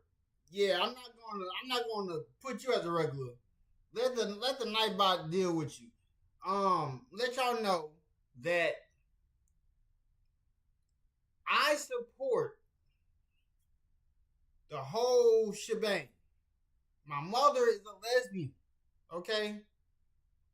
I understand LGBTQIA. I understand all that. Binary, non-binary. I understand all of that. But yeah, it's going to be whatever amount you tell me that you want, you're going to get it. Whatever amount. 99.5% was all me. Nah, I don't think you understand. I don't think you understand. From February 29th, 2020 up until October of last year, I only got 2,100 subscribers on my own. Then you came in,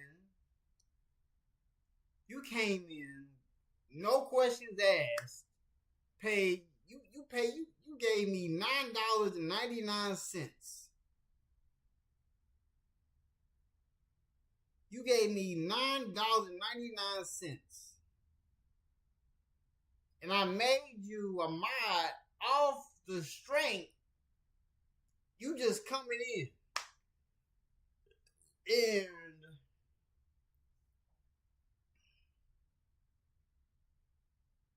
the more I was going live, you helped me, you, Jay, and Remote helped me able to stream on my laptop. I went from streaming off my phone to streaming on my laptop.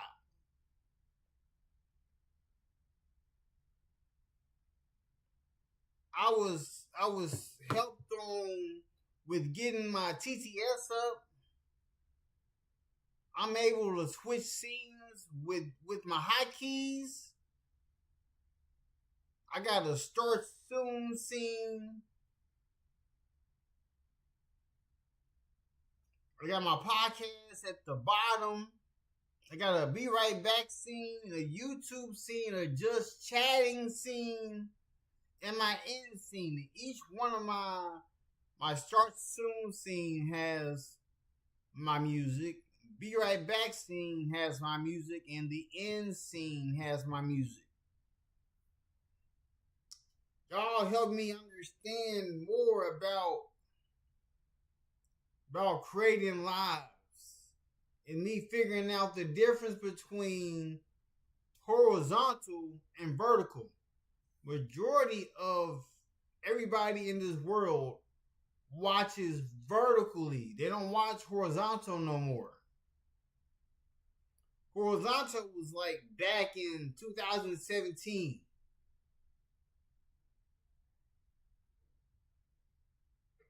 Oh shoot. Let me go check this mail. I'm gonna go check this mail. Be right back.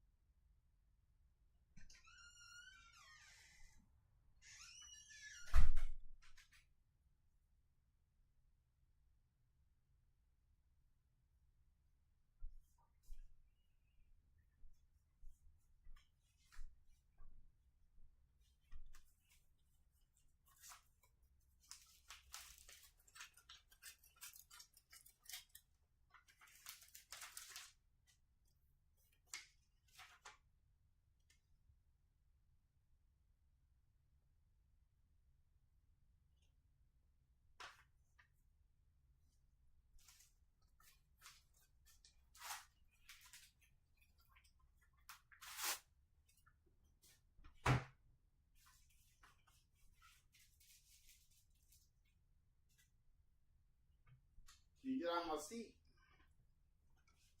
It'd be great if you get out of my seat.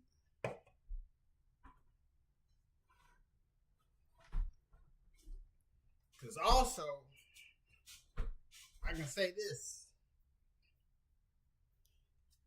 So, hopefully, because my mom, she told me not to get the car that I was going to get at first. She said, wait until 2027. So, the second car I'm going to get is going to be still nice. It's going to be an SUV. But I'm still not going to speak on what I'm going to get. Because then I'm building up the anticipation about the vehicle. But also having to deal with World War III about to start. I do not know why they teamed up to bother Iran. I don't know why they did that.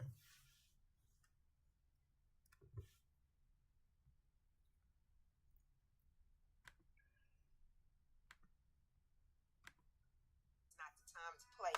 Now is the time to prepare your family for what is about to come.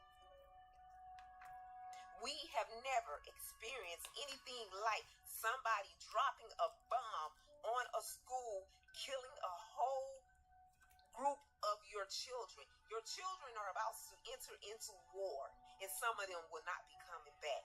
And it does not matter if you're Democrat or Republican, that is obsolete now. It is time to prepare your family for what is about to come. All of the heads of the household, it's time to step up. Make sure that your family knows how to protect themselves. They know what we're in store for, right? Just in case you get to them. You could be the one that gets to them. They need to know how to move. They need to know how to move. You need to root them in the scriptures so that they have a blueprint, so that they know how to pray without ceasing, so they know how to connect with the source. It's not time to be distracted by TV, distractions on social media. No, you need to be dedicating your time to your family to make sure that they are prepared for what could pop off. We are living through the last hours. It's no longer the last days, it's the last hours. Stay prayed up, move when the Most High says move, and stay stagnant when he says wait. Let's say worst case scenario, instability actually unfolds. Retaliation through proxies, oil distribution, global tension rising. What should regular people in America realistically prepare for? Don't panic, just prepare. And this is what I mean by that.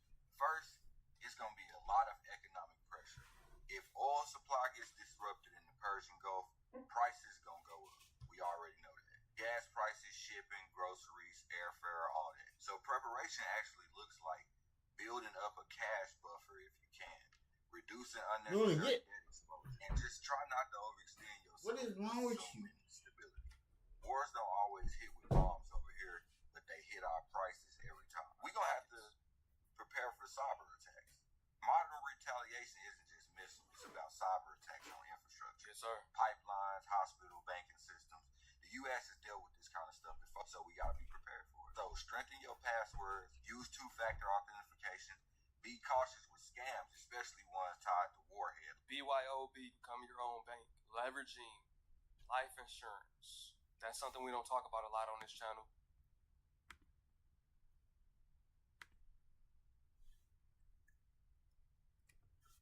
Listen,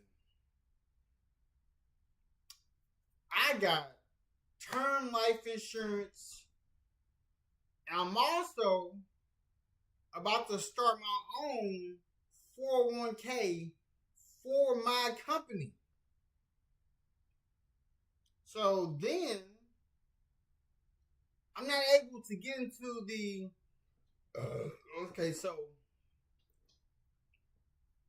there's a 401k that I have that I'm not able to utilize because I'm not 62.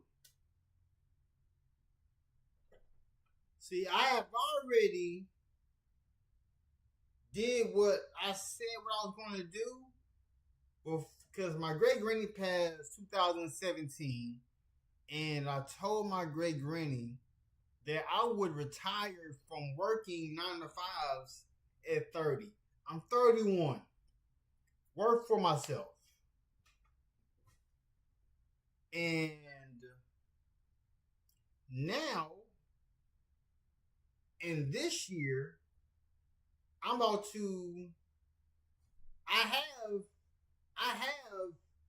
an investment account, and I'm about to have an IRA, my bad, an IRA.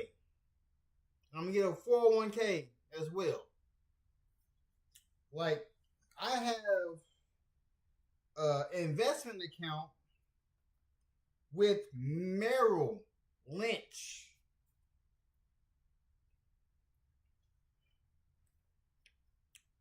I don't know why nobody told y'all about life insurance policies, because I have one. I pay every month. I know y'all confused, like, how you paying this every month, but you ain't been able to,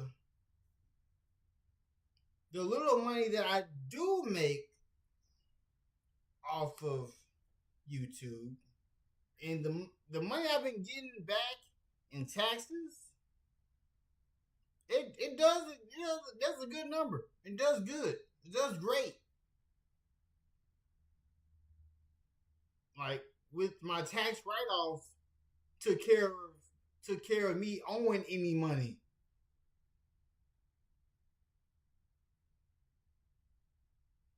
I'm just gonna say that.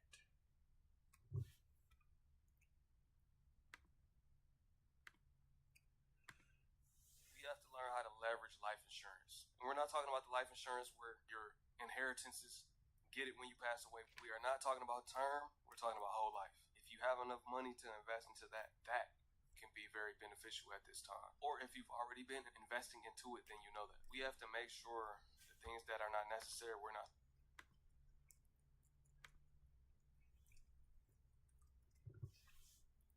And this is another one that he wasn't that YT didn't talk about. He didn't talk about the IUL. Y'all need to understand what an IUL is. You don't have to, with having an IUL, you can use that money now. Like, I'm with Mutual of Omaha. I'm with Mutual of Omaha. You know how that's amazing insurance. Amazing insurance. And even the person who gave me the insurance, even he was like, how you get mutual? Oh my. Listen, I can show y'all the way, but if you don't follow what's going on, then I don't know what to tell you.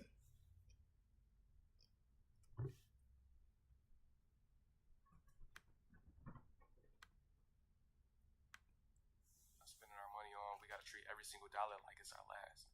Only invest into things that can benefit the family, that can help us. That could either be you or your community. Get your community tapped in and involved as well. Land allocation, get you some land. It's time to put our resources and skills together. If we all have to escape together, then that could be a thing too. Find a location, then preparation. Build up that cushion and go. We got limited time though. This is just me giving y'all some common tactics that can be used. These are things we should already know. If you don't know these things, it's time to get rooted.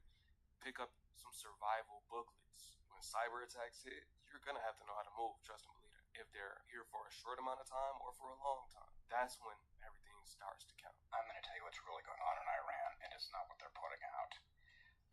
It has nothing to do with freeing the Iranian people from the Muslims. I mean, that's a byproduct, but that's not what this is all about.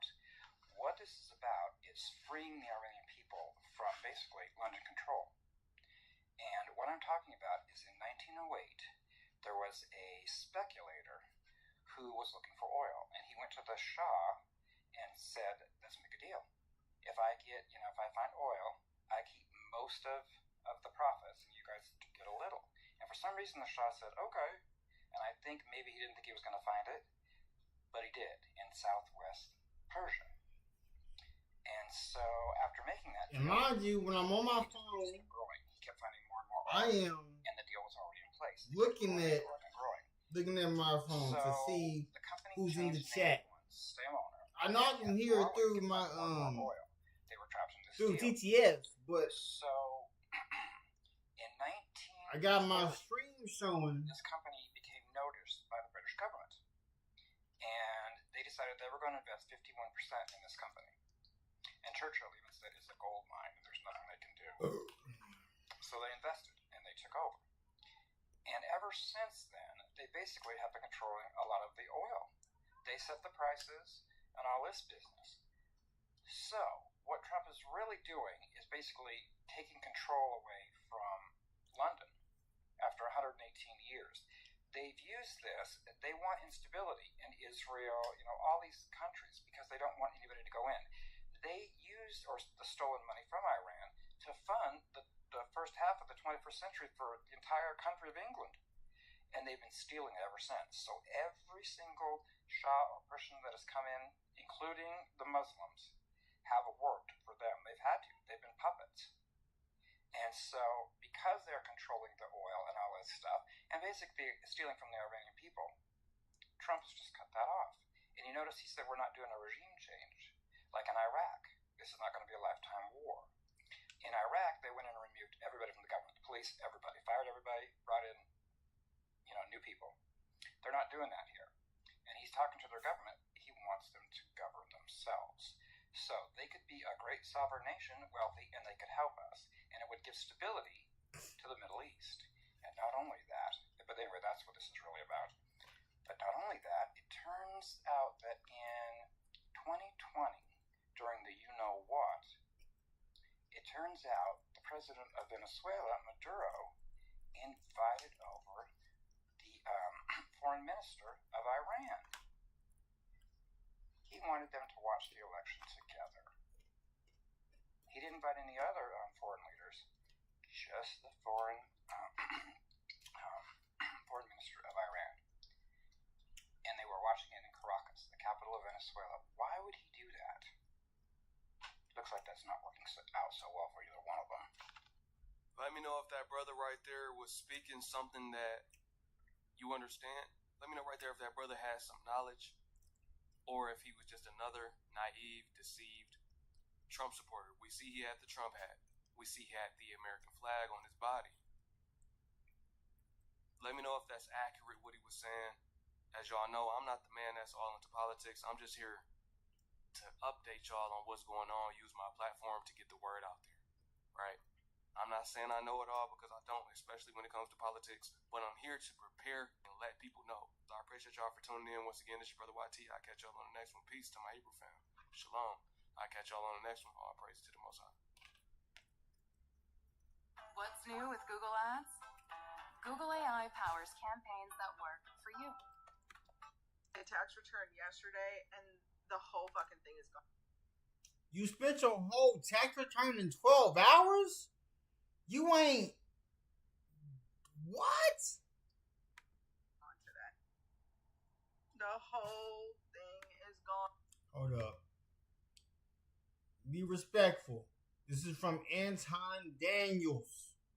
Respectfully, I gotta put respect on who I'm doing reviews and reactions to.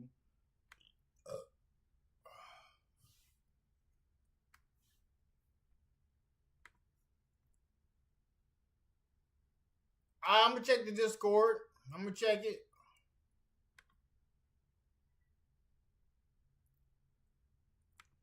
Let me check it before I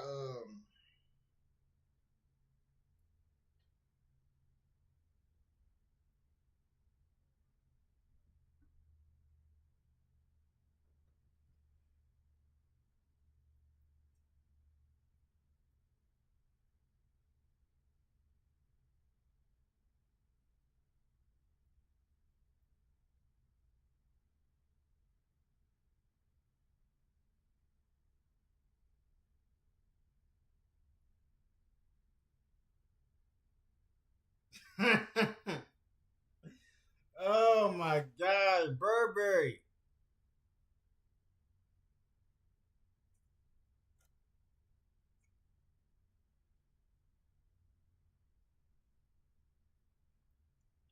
Hold up. Wait 1 second. Burberry. I understand that you got money. Trust me, I know you do. But with me being the entrepreneur that I am,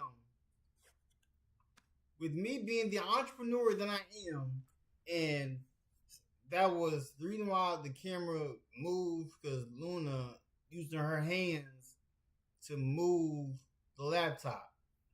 So I'm gonna say this. I know you got money. Trust me. The food you eat, the vehicles you drive, the stuff you do,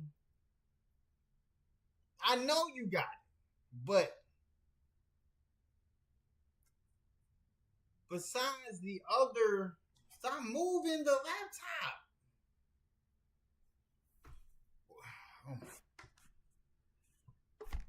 Look, this is the culprit, okay?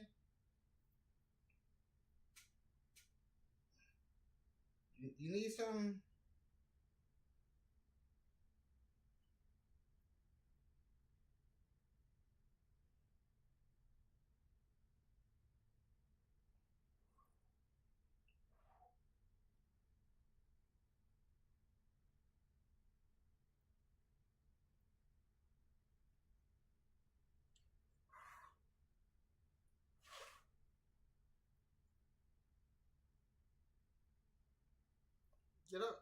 Get out of my skin. $5 a month? Nah, you deserve more than $5 a month. What is $5? What is $5? And you have shown me what you have eaten. You have shown me where you get food from. You have shown, like, I haven't even seen you drive the vehicle. You just speak on it. This, well, okay. Burberry is different. Burberry is different. You know how, like, when you would talk to people and some people want to get paid what they're worth. this man right here, he makes what he's worth. He just don't want to take the money he's worth. Like, I don't.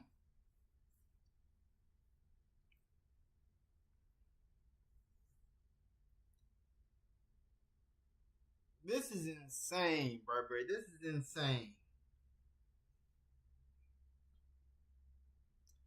I'm trying to do my due diligence and paying you respectfully because I'm trying to be different than the other people who are CEOs who don't be running businesses correctly. Stop.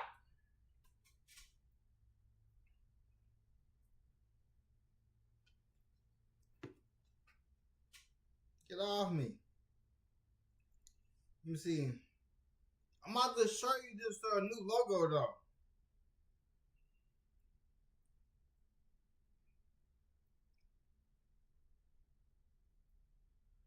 Hey,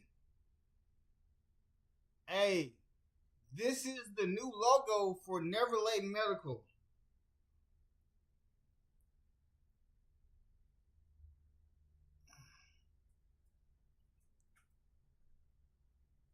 That's the new logo for Never Late Medical. The same way my logo is on that refrigerator. Oh yeah, I read what you said. I might do that.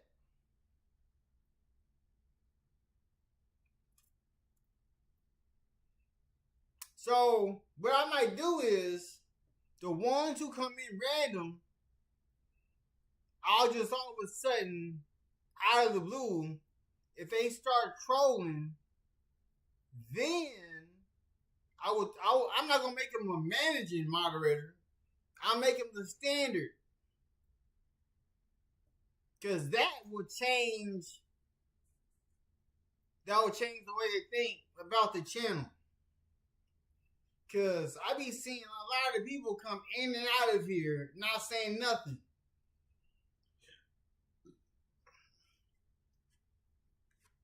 Cause Luna, why are you behind the laptop? I know I see a lot of people come in here because at first I had 17 people in here. And they said Luna, what is you doing?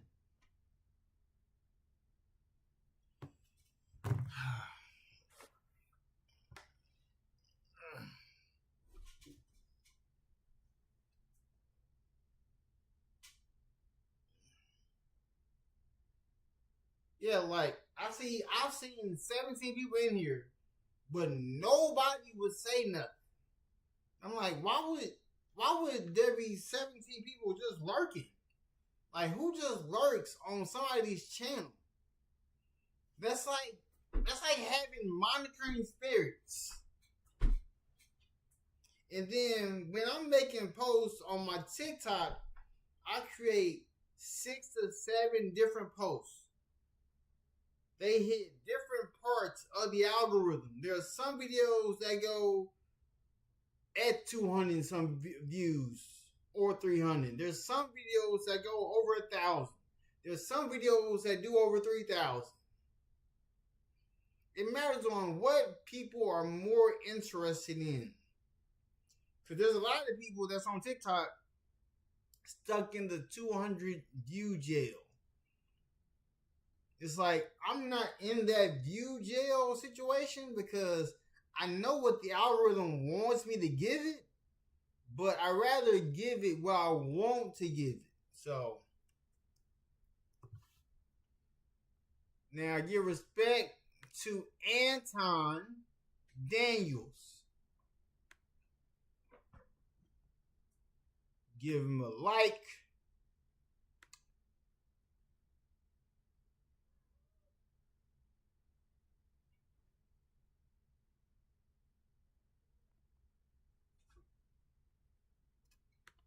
And also, before I even play the video, The Kia Rio is paid off. So the vehicles that got totaled, both the vehicles, paid off. They are paid off. Like, my wife is in another vehicle. My wife is in another vehicle. And now, my vehicle is going to be coming next.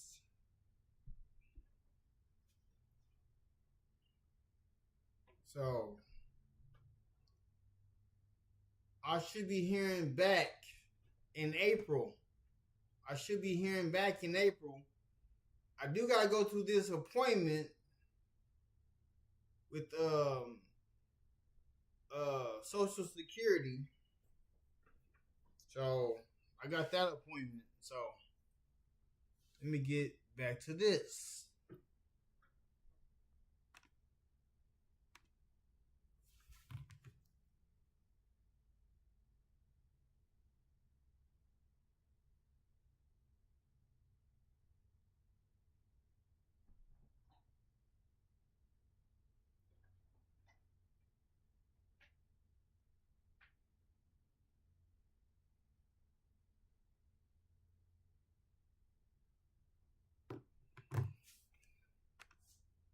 Today. There's nothing left. And I'm a single mom with 2 kids. So you already know I got some bread.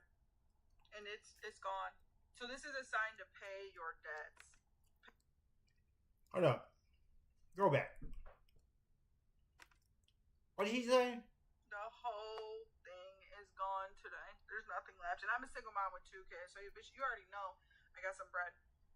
And it's gone. So this is a sign to pay your debts. Pay your debt. If I'm saying pay your debts, you know how many times I have told people to pay their debts? I'm taking care of my debts. I'm taking care of them. All of them. All of my debts will be taken care of this year. Can you stop moving my laptop?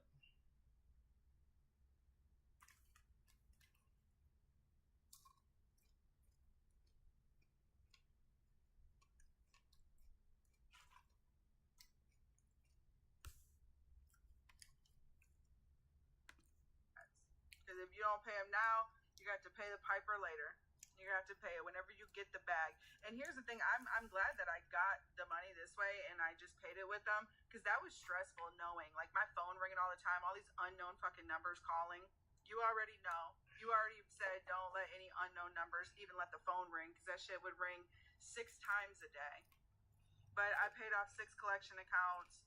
I brought my credit cards down. So the utilization on the credit cards are each at 75%. They should be under 30%, but they're at 75%. I got $1,500 set aside in savings for the new apartment, and I still, got some cash from what I had before in my bank account, and I'm not stressing because it's done. Like, discipline in the time, it hurts, and boy, it fucking hurt. Like, it was nice to see that money, and then it was like bam, bam, bam, bam, bam, bam, gone. But it feels like a weight is lifted off my shoulders. So this is just your sign to just take your tax money. Started in data analytics, you don't need previous experience or a degree. The Google Data Analytics Certificate and do what you know you need to do with it, even though it fucking sucks. Yo, I gotta commend her and show love because another video that I did basically showed everybody fighting and being in line for Air Jordans. And of course, we know a lot of it is because people get that tax return money. And then they go around doing it from that perspective. But I got to give credit.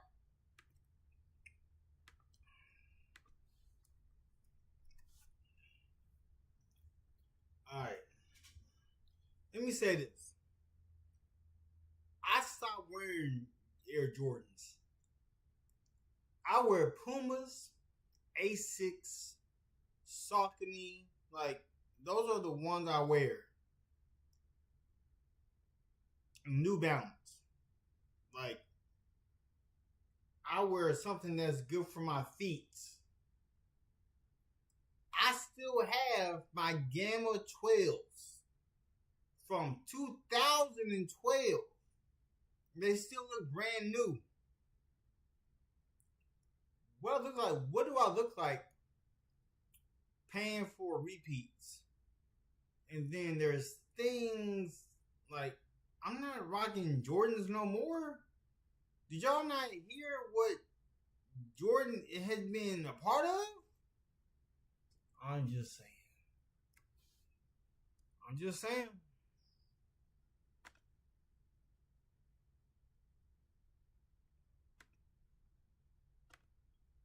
Props to her and say kudos to her for doing the right thing and being on top of things and getting it together and all of that, because she didn't have to. I would have approached it slightly different. I would have approached it with the debt snowball method, and I would have paid off a card instead of getting. And she didn't go into detail. You don't know how many cards she got. You know how much she got in her tax return, which is cool because this is just leapfrogging into a conversation to have better habits and not to normalize having debt, right? Not having a bunch of people calling your phone all day, every day, and then you saying you got the wrong number. Trust me, I've been there before in my life. All of that stuff, right? But to be able to stand up and say, all right, so I'm going to just go through this process. I got a year left until I get to the next year, and then I'm going to be done with who's ever watching, what's up? Where you watching from? How do you not find yourself in that situation again? Because she's saying, like, comment, subscribe to the channel. What we doing? Just to create more credit so you can buy more stuff a lot of times. When you completely divest yourself from the idea of needing debt in order to survive, that then becomes a whole nother ball game, a whole nother conversation. It unlocks a different world for how you go about managing and spending.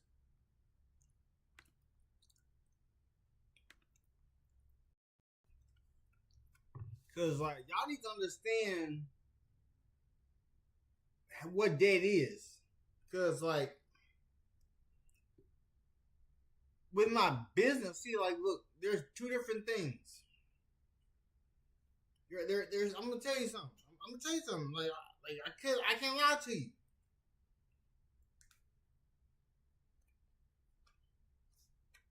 All right. So I got 2 bank cards. I got 2 different bank cards. I'm not gonna show them. I got a blue one, and then I got a red one. And what I mean by that is, one card is for my business. So one card is for my media company, and the other card is my personal.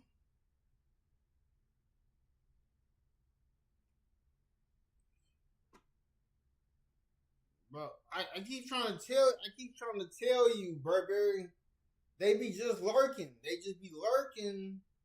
I call that monitoring spirits. That's what I call that.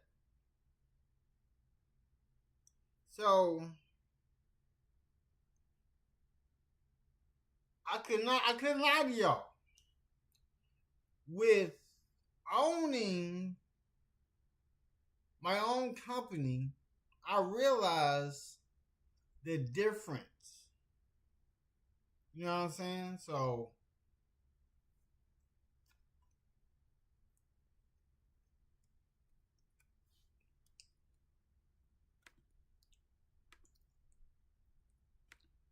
spending your money effectively. You know what I'm saying? But if you could just eliminate a lot of that stuff and then just keep it moving and act as though it doesn't really matter anymore, throw a Netflix subscription on there just to keep it open, because you know you removing a history that you got will actually sometimes lower your credit score, but you're not leveraging your credit scores, right? If you want to get approved for an apartment or a house and all of that stuff, right, then that could be useful. But in a general sense, not depending on debt, I would even go so far as to practice group economics. You know what I'm saying? For people that can, and I know that everybody can't, but people that can, you know, go and live with a relative or go and live with your people or go back to your son's father. You know, I'm a huge advocate for that when it's possible. Then I think people should take advantage of it and do it. But just to be living in debt and to be embracing it from that lens, I think it could be very, very, very problematic long term for a lot of people, and it's not necessarily beneficial to people that are trying to get out of debt and move in a completely different direction. But kudos to her. Even though it sucks. I got my taxes today, and they're basically already gone.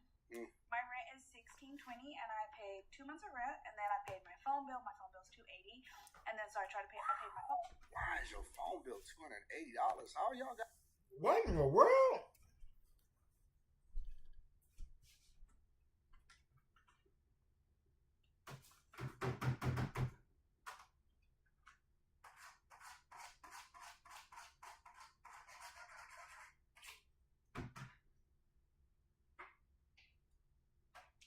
Hold up.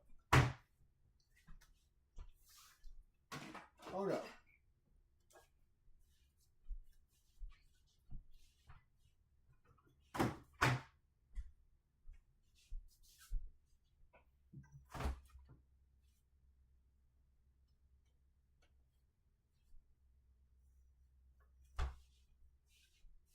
Hold up. Because your rent was $16.20.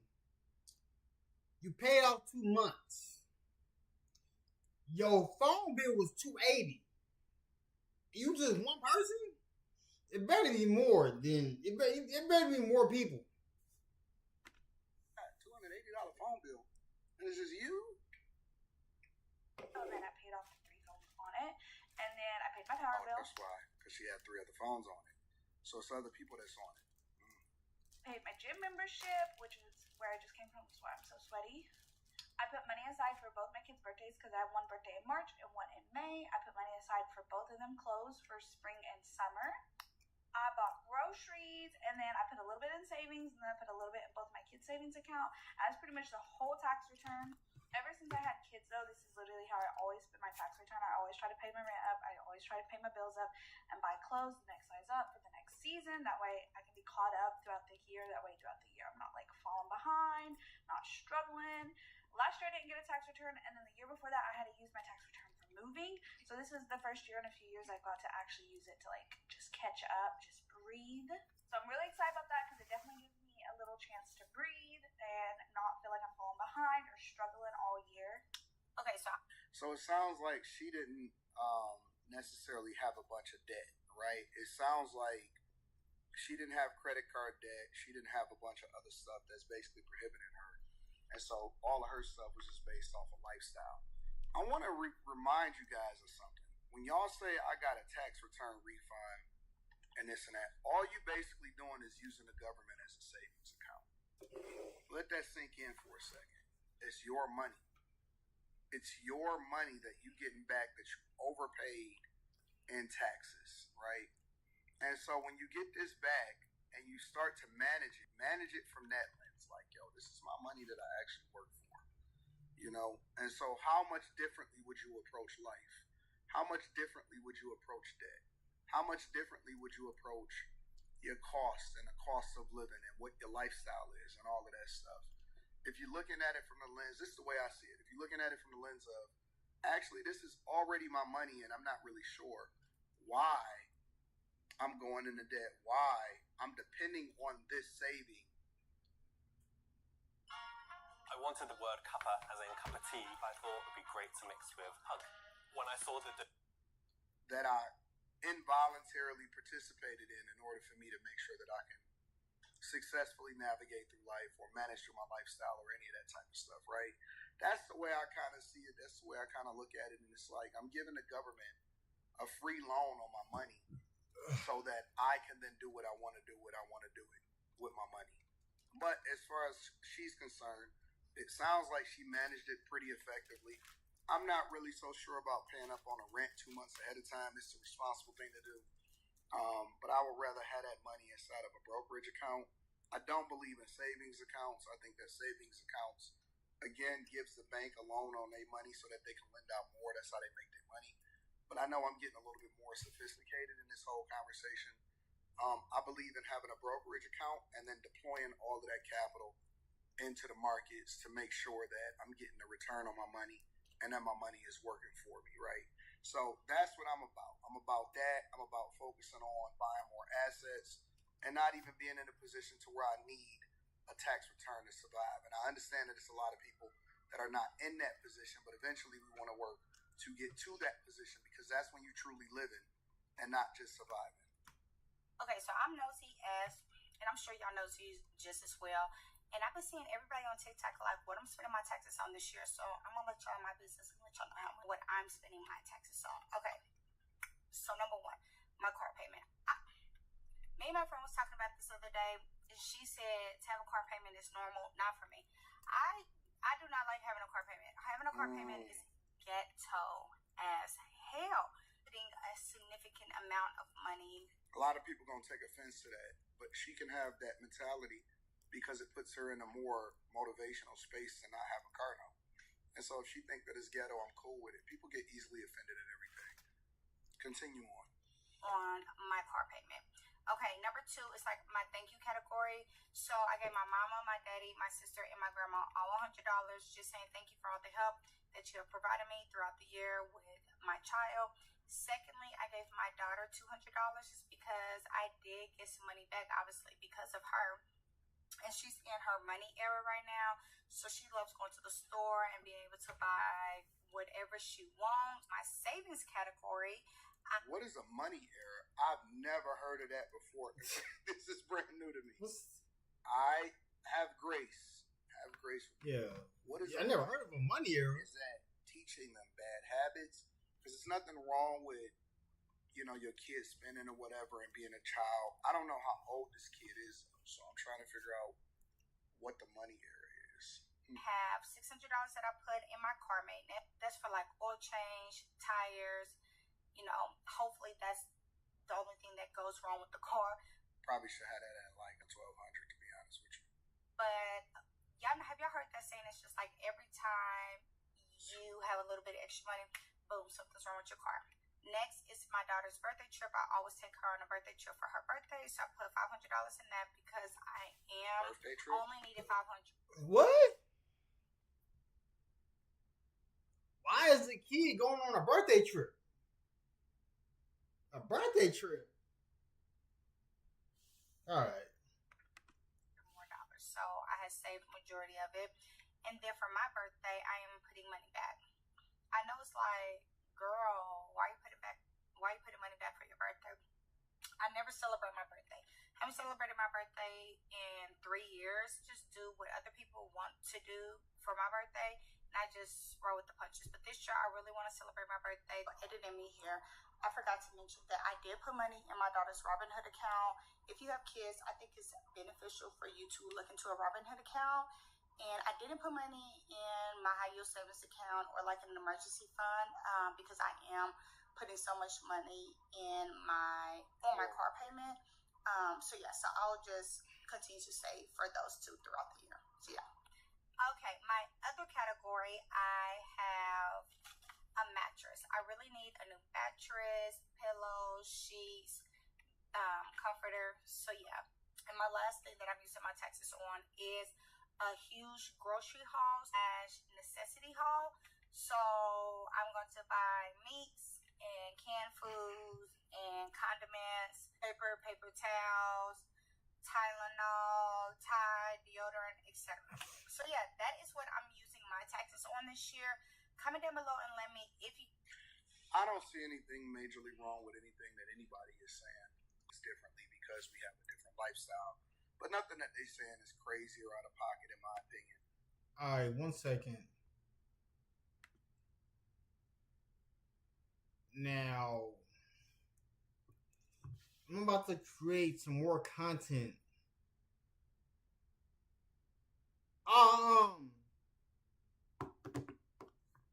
If you go to my community posts, I posted that on my YouTube. I posted it on my YouTube. Let me bring it up for you. Let me bring it up for you.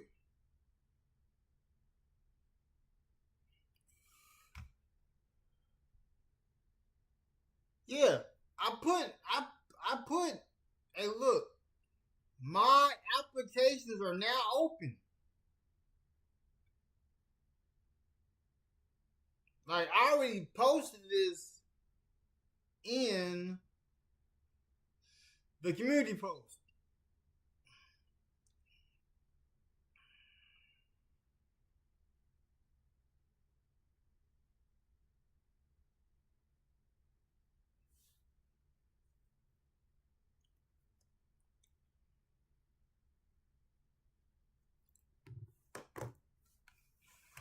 Let's see.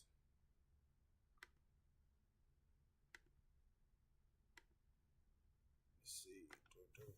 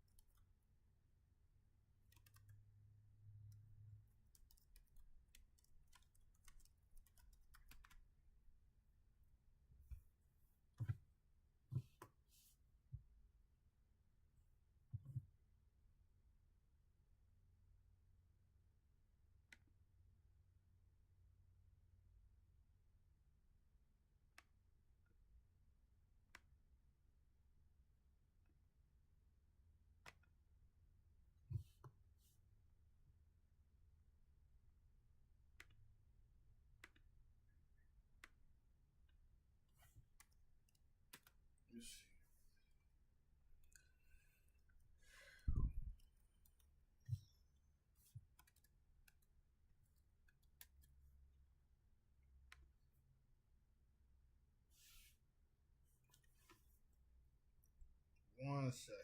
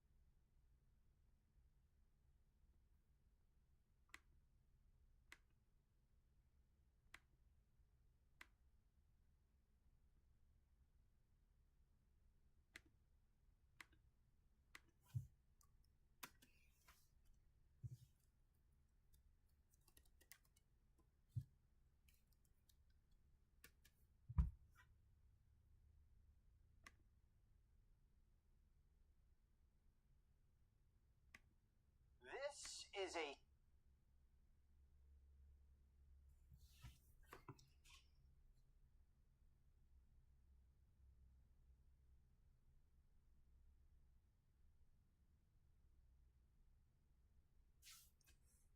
One second, hold up.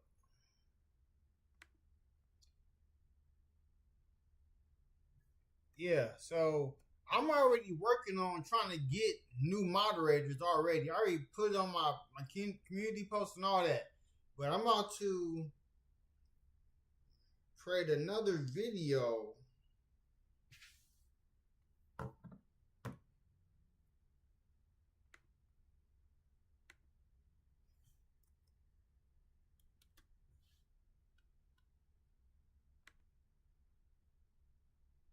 So I'm about to create another video, but I'm gonna have this on. I'm gonna be right back, and I'm gonna mute the sound so that I can create the video. Then I'll be right back to doing this because gotta go to media minutes. You gotta go to the gotta go to church for Bible study. So yeah, be right back. They wouldn't believe me. They wonder where I got a drip from. I told them it came from a bottle of Fiji. They wouldn't believe me. They wonder where I got a drip from. I told them it came from a bottle of Fiji.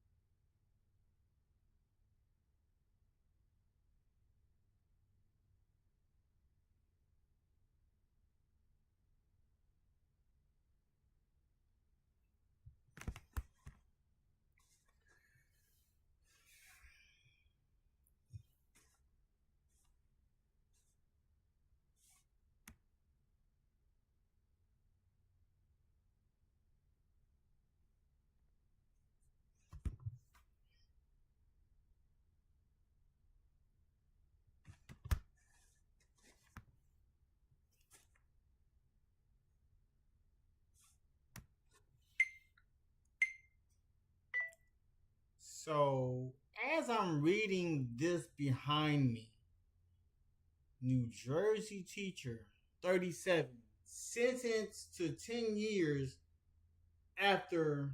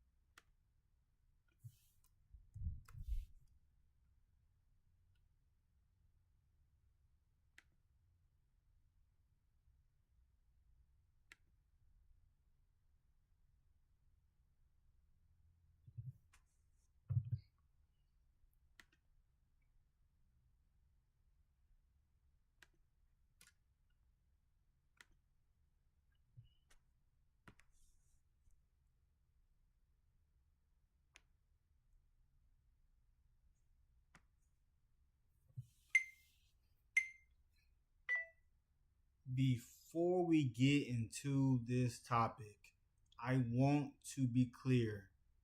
This discussion involves minors. We are speaking about this situation strictly for awareness and commentary purposes.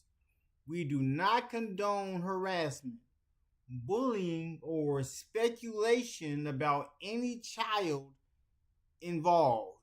Please keep the conversation respectful. So, read what's behind me. New Jersey teacher, 37, sentenced to 10 years after sleeping with 2 students and getting pregnant by one.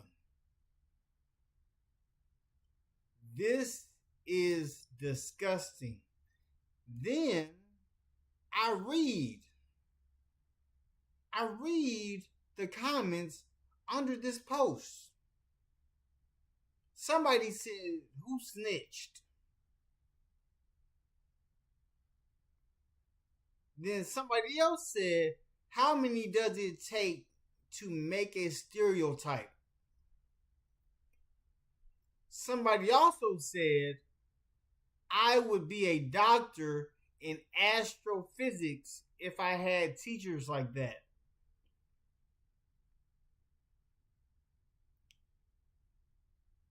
And another person asked and said, the man asking, "Where were these teachers when I was in school? All looked like the type they would have passed over. Like, don't worry, bro, you're safe."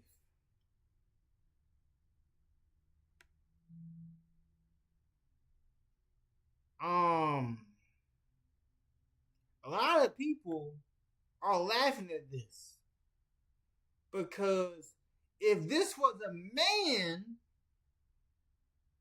the comment section would be different.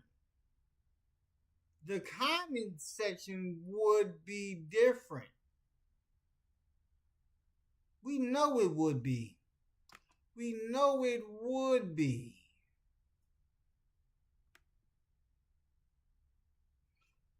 So,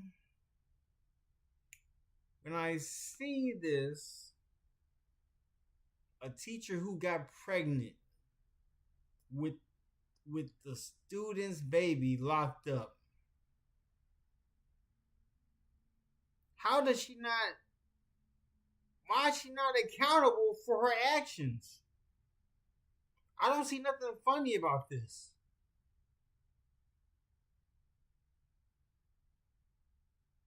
And another thing, majority of these teachers are married.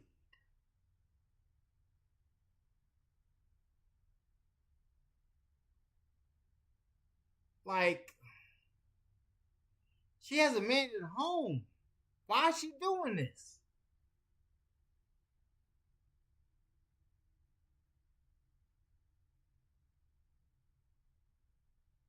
Because she needs to be convicted.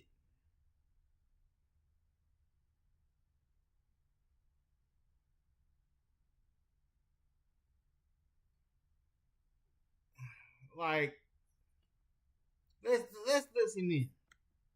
Sick and twisted case. Julie Rizzatello, a former English teacher at Wall High School, groomed and sexually assaulted two students. One was just a freshman.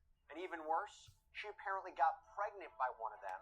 And one was just a freshman, and she got pregnant by the other one. She groomed these children. These are the teachers y'all hire? Then terminated the pregnancy and told him that this all happened when they had unprotected sex on his birthday. So now... Did it on his birthday. Terminated the baby. She's cooked. The judge has officially handed down her sentence, and we're going to break down exactly what happened inside that courtroom. Welcome to Sidebar, presented by Law and Crime. I'm Jesse Weber. All right, quick 180 before I go into all this. I know I talk about sponsors, but when I'm passionate about one, I got to tell you, Proof Wallets. Okay, I started hearing all about these wallets. People are like, this is the best wallet I've ever had. I'm here to tell you, the hype is real. First of all, you know what I love? Proof Wallets, it is a veteran. Prosecutors described it as textbook grooming, a sexual relationship with a student, nude photos, witness tampering, and then I got to say, one of the most shocking revelations of all. After encouraging a teenage student to have unprotected sex on his birthday, she told him, again, like I mentioned, she was pregnant and then later terminated that pregnancy. When we talk about the harm that is inflicted upon the victims in cases like this, I think it kind of gives you an idea, right? We'll talk more about it. But I will tell you, these are details that were really illustrated, painted out in court, that I think lay out just how disturbing what we're talking about really is. And now you have a judge who has handed down her sentence. What was the sentence? What was the prison time? Oh, we'll talk about that. But I want to break it all down, and I have to start from the beginning, okay? Julie Rizzatello, English teacher, Wall High School. It's right on the Jersey Shore. She had been there since 2013. Familiar face in the hallways. Again, someone parents trusted with their kids. Wait 1 second. I gotta see what the verdict was.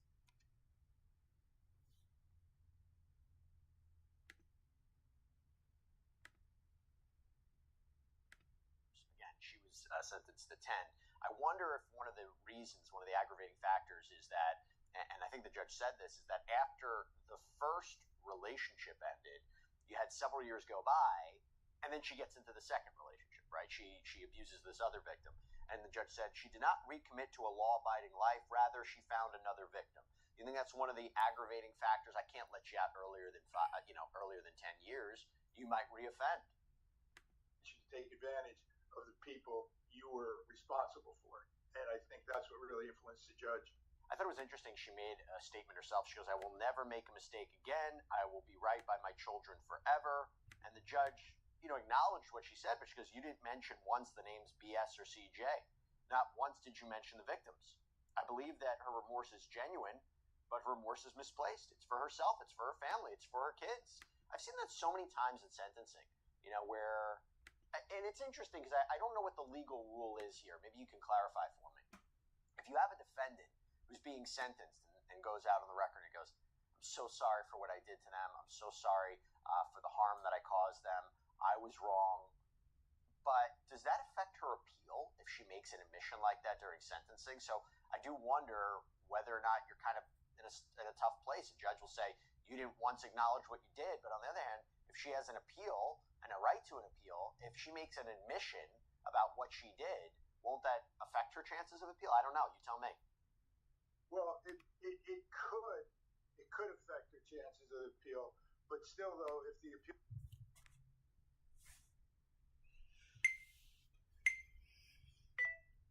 So this woman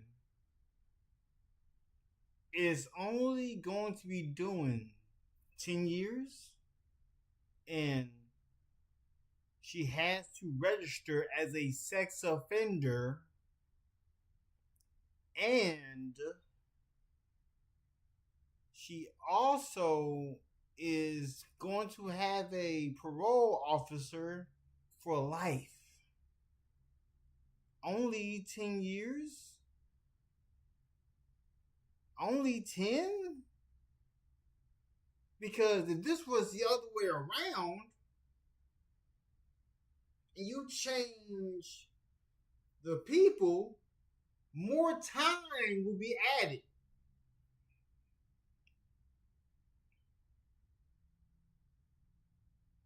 So, like, comment, subscribe to the channel, because this is delusional. So, everybody, have a blessed day. And be protective of these children. Before we get into this topic,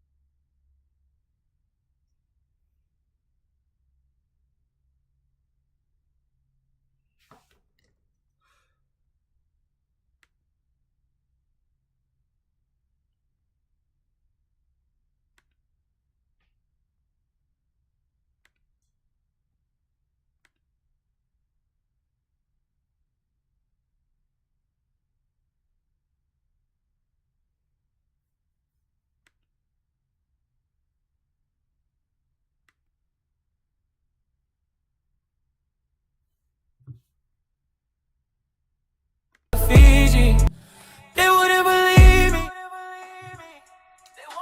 Alright, so I just finished up another clip, and I posted on my YouTube community post. You can go on my community post, apply to be one of my mods. If you want to be a mod, go to my community post.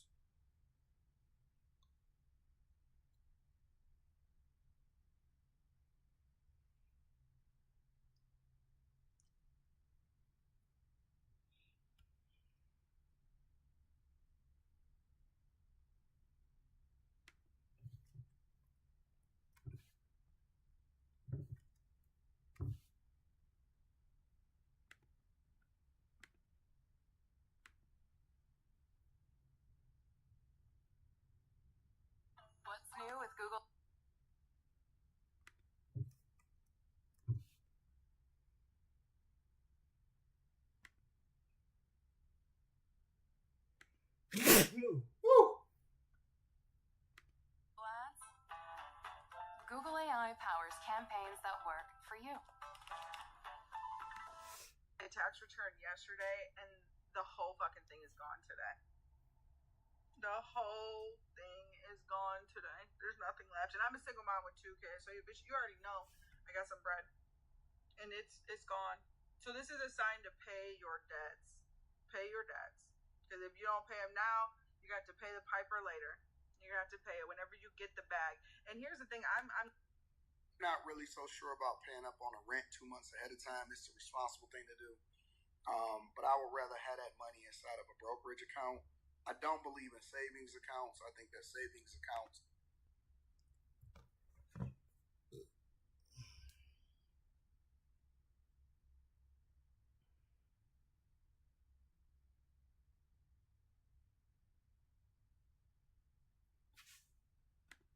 and I'm sure y'all know Z just as well.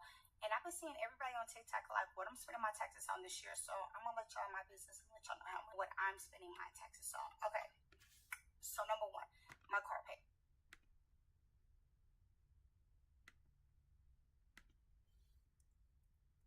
Listen.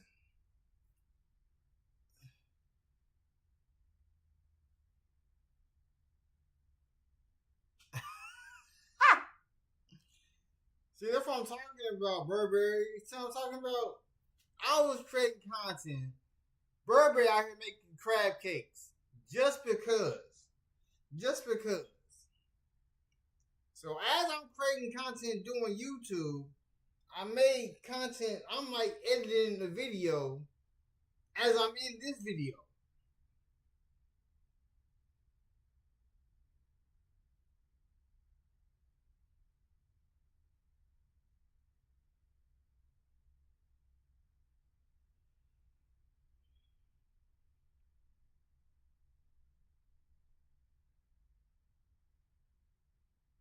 But yeah, I would never tell nobody what I'm spending my tax refunds on. I would never tell nobody that. We need to go back to when people didn't know how much people made in reality. Like, case in point, like, nobody's gonna know what I make. Nobody's gonna know how much my settlement is unless you are God or my wife. That's it. To everybody else, I'm brokey. Alright?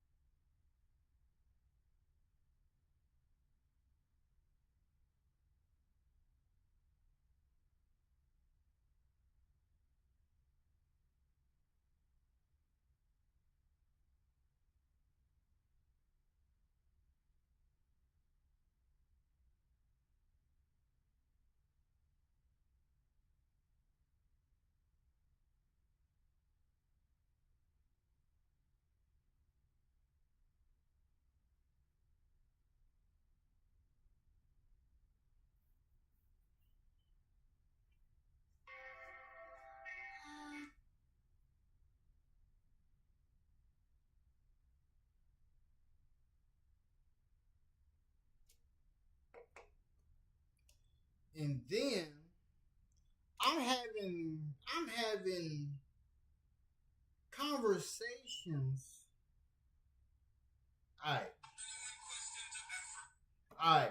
So I'm reading this TikTok, right? It says, will Africa accept black people from America? And I'm trying to tell people that I'm not from Africa.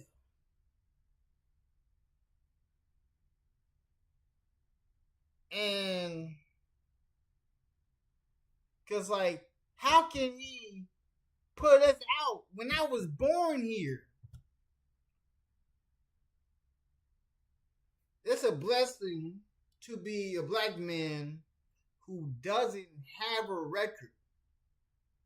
My record is so clean. So clean that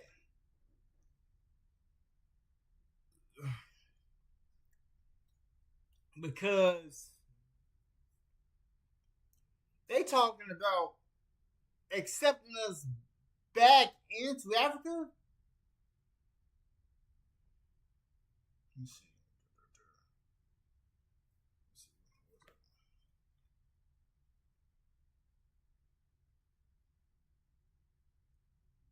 And then you gonna tease me, Burberry? That's crazy. That's diabolical, sir. That's diabolical for you to show me food. I love crab cake. And then you gonna show it to me and I can't even eat none? Wow, that's insane. That's insane, Burberry. That's insane. So I'm reading where this person says, will Africa accept black people from America? How is Africa going to accept me when I'm not even from there? I never been there. I never been to Africa. I have ties. To Africa, but I wasn't born there. This kind of insane work.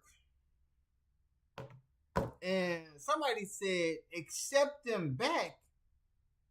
When were we ever there? I was never in Africa.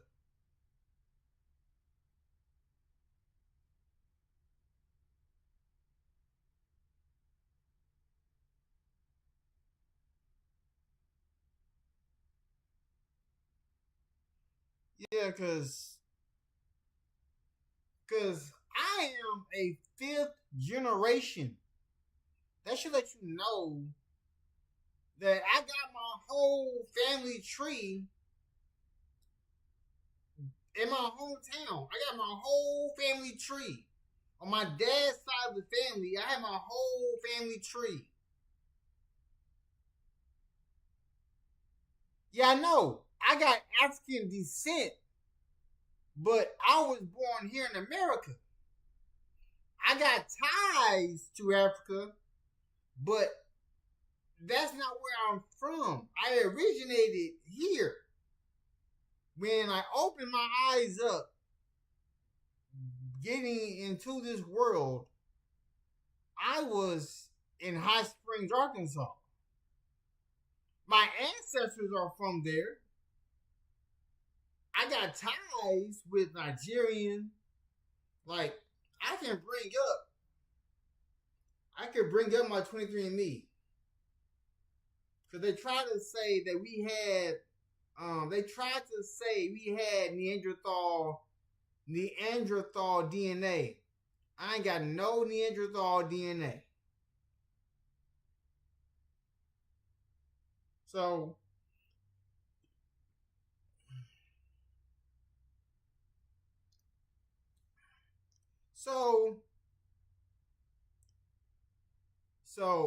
I'm gonna show you. I'm about to let you know my whole DNA.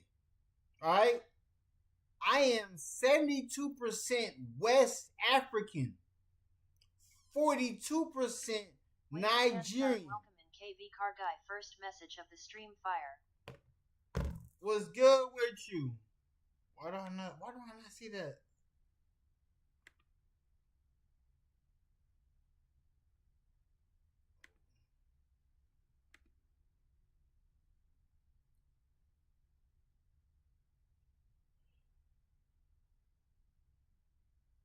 What does that mean?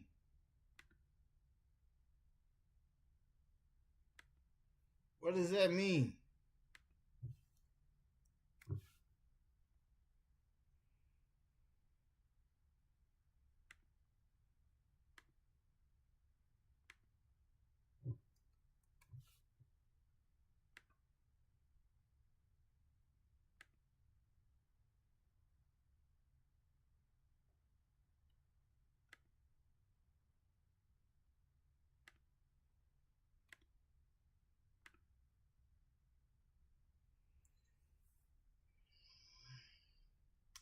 I made you a standard moderator, KV. What's up with you?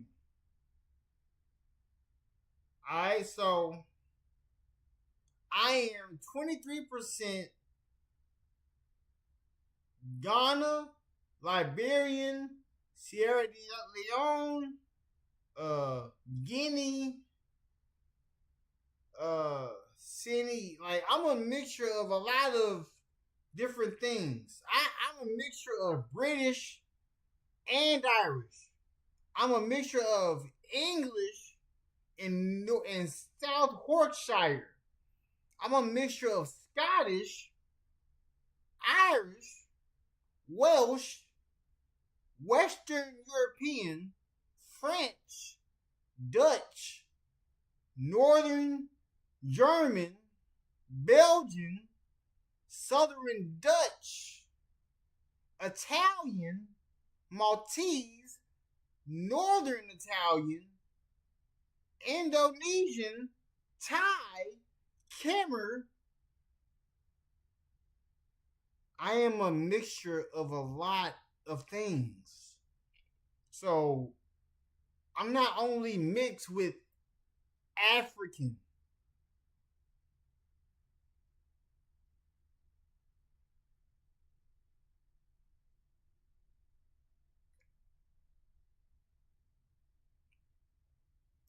Cause I'm a Black American. We are not immigrants.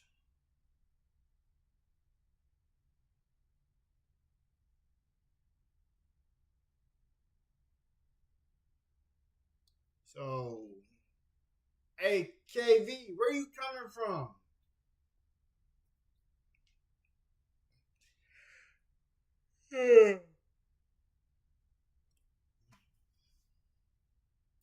And the people who be coming into my chat, I can't make y'all mind if y'all don't speak.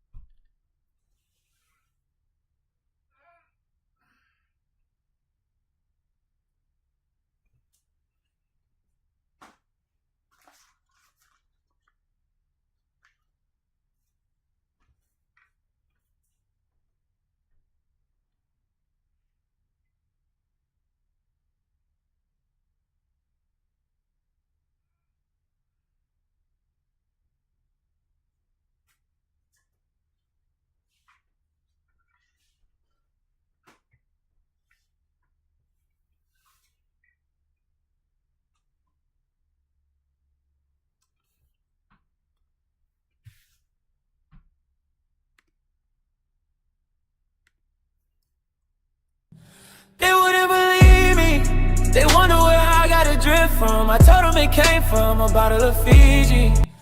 They wouldn't believe me. They wonder where I got a drip from. I told them it came from a bottle of Fiji. They wouldn't believe me. They wonder where I got a drip from. I told them it came from a bottle of Fiji. They wouldn't believe me. They wonder where I got a drip from. I told them it came from a bottle of Fiji. They wouldn't believe me. They wonder where I got a drip from. I told them it came from a bottle of Fiji. They wouldn't believe me. They wonder where I got a drip from. I told them it came from a bottle of Fiji. They wouldn't believe me. They wonder where I got a drip from. I told them it came from a bottle of Fiji. They wouldn't believe me. They wonder where I got a drip from. I told them it came from a bottle of Fiji. They wouldn't believe me. They wonder where I got a drip from. I told them it came from a bottle of Fiji. They wouldn't believe me. They wonder where I got a drip from. I told them it came from a bottle of Fiji. They wouldn't believe me. They wonder where I got a drip from. I told them it came from a bottle of Fiji. They wouldn't believe me.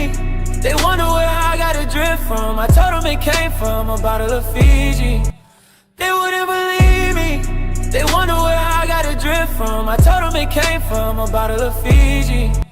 They wouldn't believe me. They wonder where I got a drip from. I told them it came from a bottle of Fiji. They wouldn't believe me. They wonder where I got a drip from. I told them it came from a bottle of Fiji. They wouldn't believe me. They wonder where I got a drip from. I told them it came from a bottle of Fiji. They wouldn't believe me. They wonder where I got a drip from. I told them it came from a bottle of Fiji. They wouldn't believe me. They wonder where I got a drip from. I told them it came from a bottle of Fiji. They wouldn't believe me. They wonder where I got a drip from. I told them it came from a bottle of Fiji. They wouldn't believe me. They wonder where I got a drip from. I told them it came from a bottle of Fiji. They wouldn't believe me. They wonder where I got a drip from. I told them it came from a bottle of Fiji. They wouldn't believe me. They wonder where I got a drip from. I told them it came from a bottle of Fiji. They wouldn't believe me. They wonder where I got a drip from. I told them it came from a bottle of Fiji. They wouldn't believe me. They wonder where I got a drip. What's up?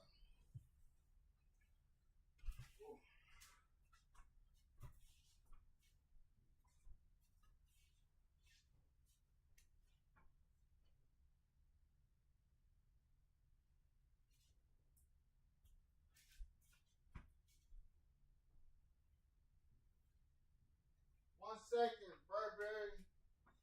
Getting clothes on.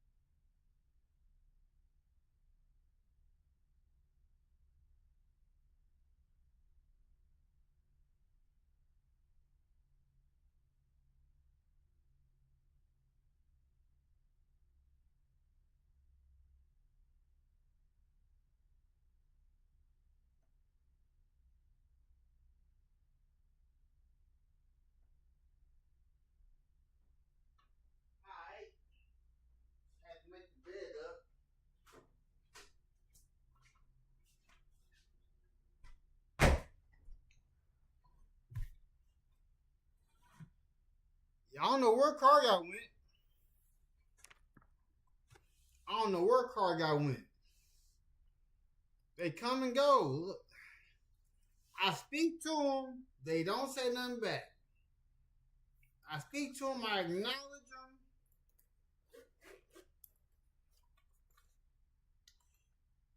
I'm about to get this watch fixed though. I'm getting this watch fixed. It is the Breitling. When this watch is fixed, this is the holy Mecca of watches. The holy Mecca.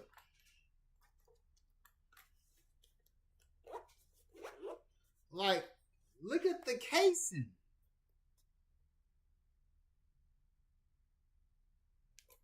This is real deal Holyfield. Real deal. Had you dressed because they gotta work.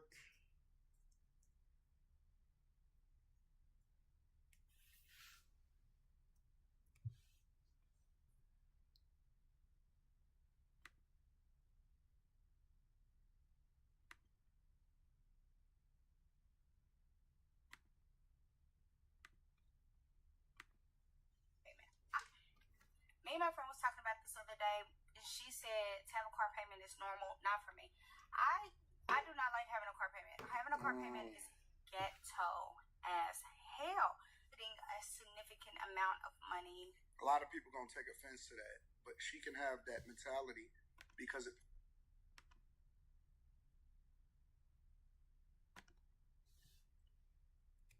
I don't even look. I don't even like payments, period. I like to pay things off. So, like, everything in this house paid for. Nothing has to be paid off in the house. The vehicles that we had that got totaled paid off. Like, we had gap coverage on the Forte. Gap coverage on the Rio.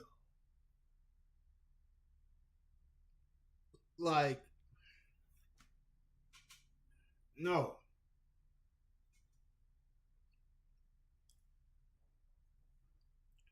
As soon as what? You trying to show me more food that I can't eat?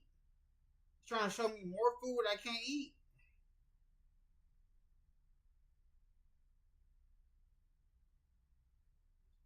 One second, everybody. Be right back.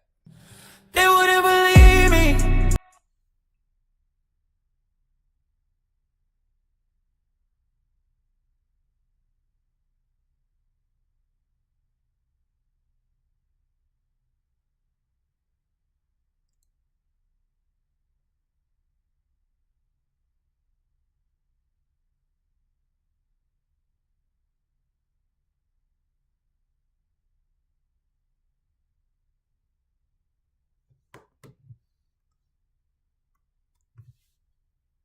Alright, everybody. So, I'm about to restart this whole thing.